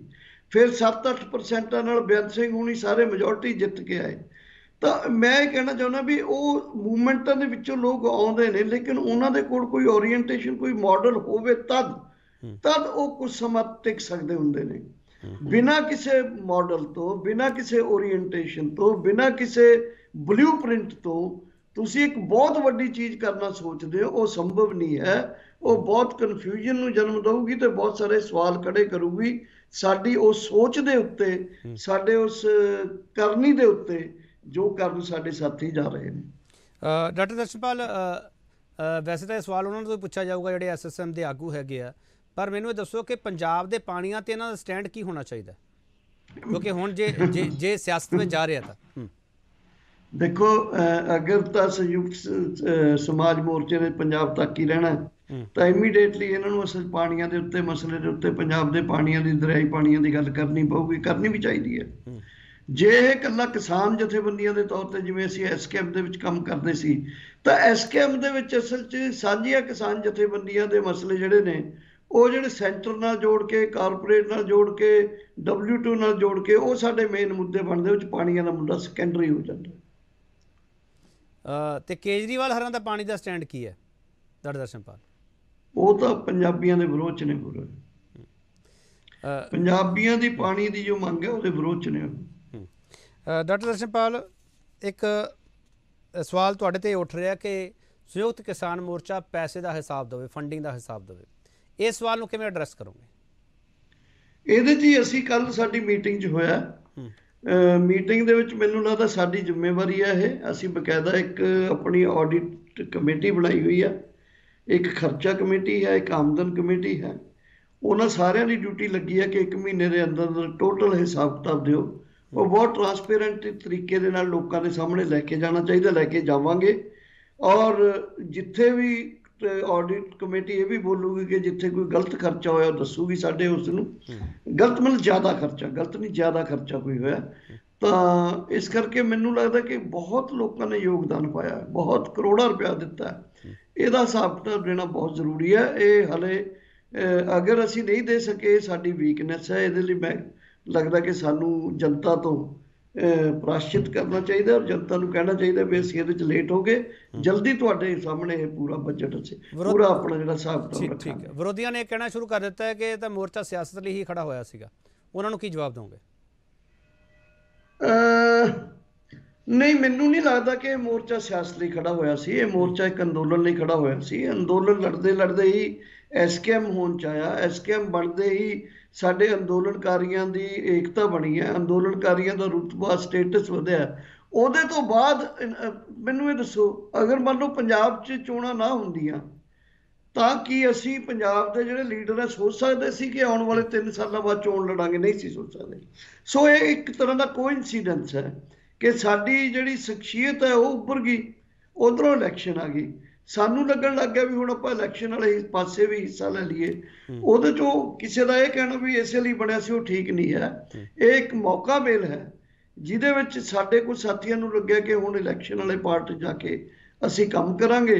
ਉਹ ਕੋਈ ਇਸੇ ਲਈ ਆਏ ਸੀ ਮੋਰਚੇ 'ਚ ਚੋਣਾਂ ਲੜਨ ਵਾਸਤੇ, ਇਹ ਗੱਲ ਗਲਤ ਹੈ। ਜੇ ਦਰਸ਼ਨਪਾਲ ਨੂੰ ਆਵਾਜ਼ ਮਾਰੀ ਜਾਵੇ ਕਿ ਆ ਜਾਓ ਤੁਸੀਂ ਸੀਐਮ ਚਿਹਰਾ ਸਾਡੇ, ਦਰਸ਼ਨਪਾਲ ਤਿਆਰ ਹੈ? ਨਾ, ਬਿਲਕੁਲ। ਚਲੋ, ਜੇ ਰਾਜੇਵਾਲ ਸਾਹਿਬ ਮੁੱਖ ਮੰਤਰੀ ਬਣ ਗਏ, ਐਸਕੇਐਮ ਨੂੰ ਛੱਡੋ, ਡਾਕਟਰ ਦਰਸ਼ਨਪਾਲ ਵਧਾਈ ਦੇਣ ਜਾਣਗੇ? ਜ਼ਰੂਰ ਦਊਂਗਾ ਜੀ, ਸਾਡੇ ਮੇਰੇ ਨਿੱਜੀ ਦੋਸਤ ਨੇ, ਉਹ ਦੇਣੀ ਉਹ ਚਾਹੀਦੀ ਹੈ ਉਹ, ਕਿਉਂਕਿ ਮੈਨੂੰ ਇਹ ਲੱਗਦਾ ਇੱਕ ਲੰਬੀ ਜਿਹੜੀ ਲੜਾਈ ਹੈ ਉਹਦੇ 'ਚ ਇਹ ਚੀਜ਼ਾਂ ਛੋਟੀਆਂ ਘਟਨਾਵਾਂ ਨੇ ਬਹੁਤ। ਮੇਰੀ ਜ਼ਿੰਦਗੀ 'ਚ ਮੈਂ ਸਮਝਦਾ ਹੋ ਸਕਦਾ ਉਹ ਕੋਈ ਲੰਬੇ ਜਿਹੜੇ ਅਸੀਂ ਸੋਚਦੇ ਹਾਂ ਕਿ ਲੋਕਾਂ ਦੇ ਵਿੱਚ ਕੋਈ ਜਾਤ ਪਾਤ ਨਾ ਰਵੇ, ਕੋਈ ਧਾਰਮਿਕ ਵਿਤਕਰਾ ਨਾ ਰਵੇ, ਕੋਈ ਉੱਚ ਨੀਚ ਨਾ ਹੋਵੇ, ਲੇਕਿਨ ਉਹਨਾਂ ਦੇ ਵਿੱਚ ਲੜਦੇ ਹੋਏ ਕੋਈ MLA ਬਣ ਗਿਆ, ਕੋਈ MP ਬਣ ਗਿਆ, ਉਹਨਾਂ ਨੂੰ ਲੱਗਦਾ ਕਿ ਉਹਦੇ ਰਾਹੀਂ ਸੁਧਾਰ ਕਰ ਲੈਣਗੇ। ਇਸ ਕਰਕੇ ਸਾਡਾ ਤਾਂ ਇੱਕ ਅਲਾਇੰਸ ਬਣਿਆ ਸੀ ਜੀ, ਸਾਡਾ ਅਲਾਇੰਸ ਬਣਿਆ ਸੀ। ਉਸ ਅਲਾਇੰਸ ਦੇ ਵਿੱਚ ਅਗਰ ਉਹ ਸਾਥੀਆਂ ਨੂੰ ਇਹ ਲੱਗਦਾ ਜਿਹੜਾ ਮੈਨੂੰ ਠੀਕ ਨਹੀਂ ਲੱਗਦਾ, ਫਿਰ ਇਸ ਕਰਕੇ ਇਹਦਾ ਮਤਲਬ ਇਹ ਨਹੀਂ ਹੈ ਵੀ ਉਹਨਾਂ ਨਾਲ ਕੋਈ ਇਸ ਕਿਸਮ ਦਾ ਰੁਸੇਵਾਂ ਖੜਾ ਕਰ ਲਈਏ ਵੀ ਕੋਈ, ਜਿਵੇਂ ਸਾਡੇ ਐਨੀਮਿਟੀ ਤਾਂ ਹੈ ਨਹੀਂ, ਸਾਡੇ ਆਪਣੇ ਲੋਕਾਂ ਦੇ ਵਿੱਚੋਂ ਹੀ ਨੇ, ਕੋਈ ਉਸ ਕਿਸਮ ਦੇ ਵਿਰੋਧੀ ਜਾਂ ਉਸ ਕਿਸਮ ਦੇ ਦੁਸ਼ਮਣ ਜਮਾਤ ਚੋਂ ਨਹੀਂ ਹੈਗੇ ਜਿਨ੍ਹਾਂ ਨਾਲ ਅਸੀਂ ਜਿਹਨੂੰ ਵਧਾਈ ਨਹੀਂ ਦੇਣੀ ਕਦੇ। ਆਪਣੇ ਦੋਸਤ ਰਾਜੇਵਾਲ ਨੂੰ ਆਲ ਦਾ ਬੈਸਟ ਕਹਿਣਾ ਚਾਹੁੰਦੇ ਹੋ? ਕਹਿਣਾਂਗੇ ਜ਼ਰੂਰ ਜਦੋਂ ਕੋਈ ਪਤਾ ਲੱਗਿਆ ਕੀ ਬਣ ਜਾ ਰਹੇ ਨੇ। ਚਲੋ, ਬਹੁਤ ਧੰਨਵਾਦ ਡਾਕਟਰ ਦਰਸ਼ਨਪਾਲ ਤੁਹਾਡਾ। ਠੀਕ ਹੈ, ਓਕੇ ਓਕੇ। ਇਹ ਸਨ ਡਾਕਟਰ ਦਰਸ਼ਨਪਾਲ, ਜਿਨ੍ਹਾਂ ਨੇ ਬਹੁਤ ਬੇਬਾਕੀ ਨਾਲ ਜਵਾਬ ਦਿੱਤੇ ਹੈਗੇ। ਬਾਕੀ ਬੈਠਕਾਂ ਵਿੱਚ ਤੈਅ ਹੋਊਗਾ। ਕਹਿੰਦੇ ਮੇਰੇ ਕੁਝ ਨਿੱਜੀ ਵਿਚਾਰ ਹੈ ਕਿ ਮੈਂ ਤੁਹਾਡੇ ਅੱਗੇ ਰੱਖ ਦਿੱਤੇ ਆ, ਪਰ ਜਦੋਂ ਐਸਕੇਐਮ ਉਸ ਬੈਠਕ ਦੇ ਵਿੱਚ ਸਾਰਿਆਂ ਦੇ ਵਿਚਾਰ ਲਵੇਗਾ ਉਸ ਤੋਂ ਬਾਅਦ ਸਾਰੀ ਚੀਜ਼ਾਂ ਬਾਹਰ ਨਿਕਲ ਕੇ ਸਾਹਮਣੇ ਆਉਣਗੀਆਂ। ਪਰ ਜੇ ਕਿਸਾਨ ਆਪਦਾ ਇੱਕ ਮੋਰਚਾ ਰੱਖਦੇ ਆ ਜਾਂ ਕਿਸੇ ਧਿਰ ਨਾਲ ਜੁੜਦੇ ਆ, ਫਿਰ ਦੋ ਵੱਖ-ਵੱਖ ਸਥਿਤੀਆਂ ਹੋਣਗੀਆਂ। ਉਹਨਾਂ ਸਥਿਤੀਆਂ ਦੇ ਵਿੱਚ ਸੋਚਣਾ ਪਵੇਗਾ ਕਿਸਾਨ ਆਪਣੀਆਂ ਮੰਗਾਂ ਦੇ ਲਈ ਕਿੰਨਾ ਲੜਦੇ ਪਏ ਆ, ਜਾਂ ਸਿਆਸੀ ਤਰ੍ਹਾਂ ਤੇ ਉਸ ਰੁਤਬੇ ਦੇ ਹੇਠਾਂ ਆ ਕੇ ਫਿਰ ਸਰੈਂਡਰ ਕਰ ਦੇਣਗੇ ਜੋ ਉਹ ਕਹਿਣਗੇ, ਜਿਵੇਂ ਉਹਨਾਂ ਦੇ ਫੈਸਲੇ ਹੋਣਗੇ, ਜਿਵੇਂ ਉਹ ਕਾਨੂੰਨ ਬਣਾਉਣਗੇ, ਜਿਵੇਂ ਉਹ ਆਪਦਾ ਵਫਦ ਲੈ ਕੇ ਗਵਰਨਰ ਹਾਊਸ ਜਾਂਦੇ ਆ। ਉਸ ਤੋਂ ਬਾਅਦ ਉਹ ਗਵਰਨਰ ਹਾਊਸ ਤੋਂ ਪ੍ਰਕਿਰਿਆ ਅੱਗੇ ਕਿਵੇਂ ਵੱਧਦੀ ਹੈ, ਉਦੋਂ ਕਿਤੇ ਉਹ ਚੁੱਪ ਤਾਂ ਨਹੀਂ ਕਰ ਜਾਣਗੇ। ਸਾਰੇ ਸਵਾਲ ਬਾਕੀ ਹੈਗੇ ਆ। ਇਹਨਾਂ ਸਵਾਲਾਂ ਦੇ ਜਵਾਬ ਭਵਿੱਖ ਦੀ ਗੋਦ ਵਿੱਚ ਹੈ ਤੇ ਸਵਾਲ ਹੁੰਦੇ ਰਹਿਣਗੇ, ਕਿਉਂਕਿ ਮੋਰਚਾ ਵੱਡਾ ਤੇ ਮੋਰਚਾ ਖਤਮ ਨਹੀਂ ਹੋਇਆ, ਮੋਰਚਾ ਮੁਲਤਵੀ ਹੈ। ਬਹੁਤ ਧੰਨਵਾਦ।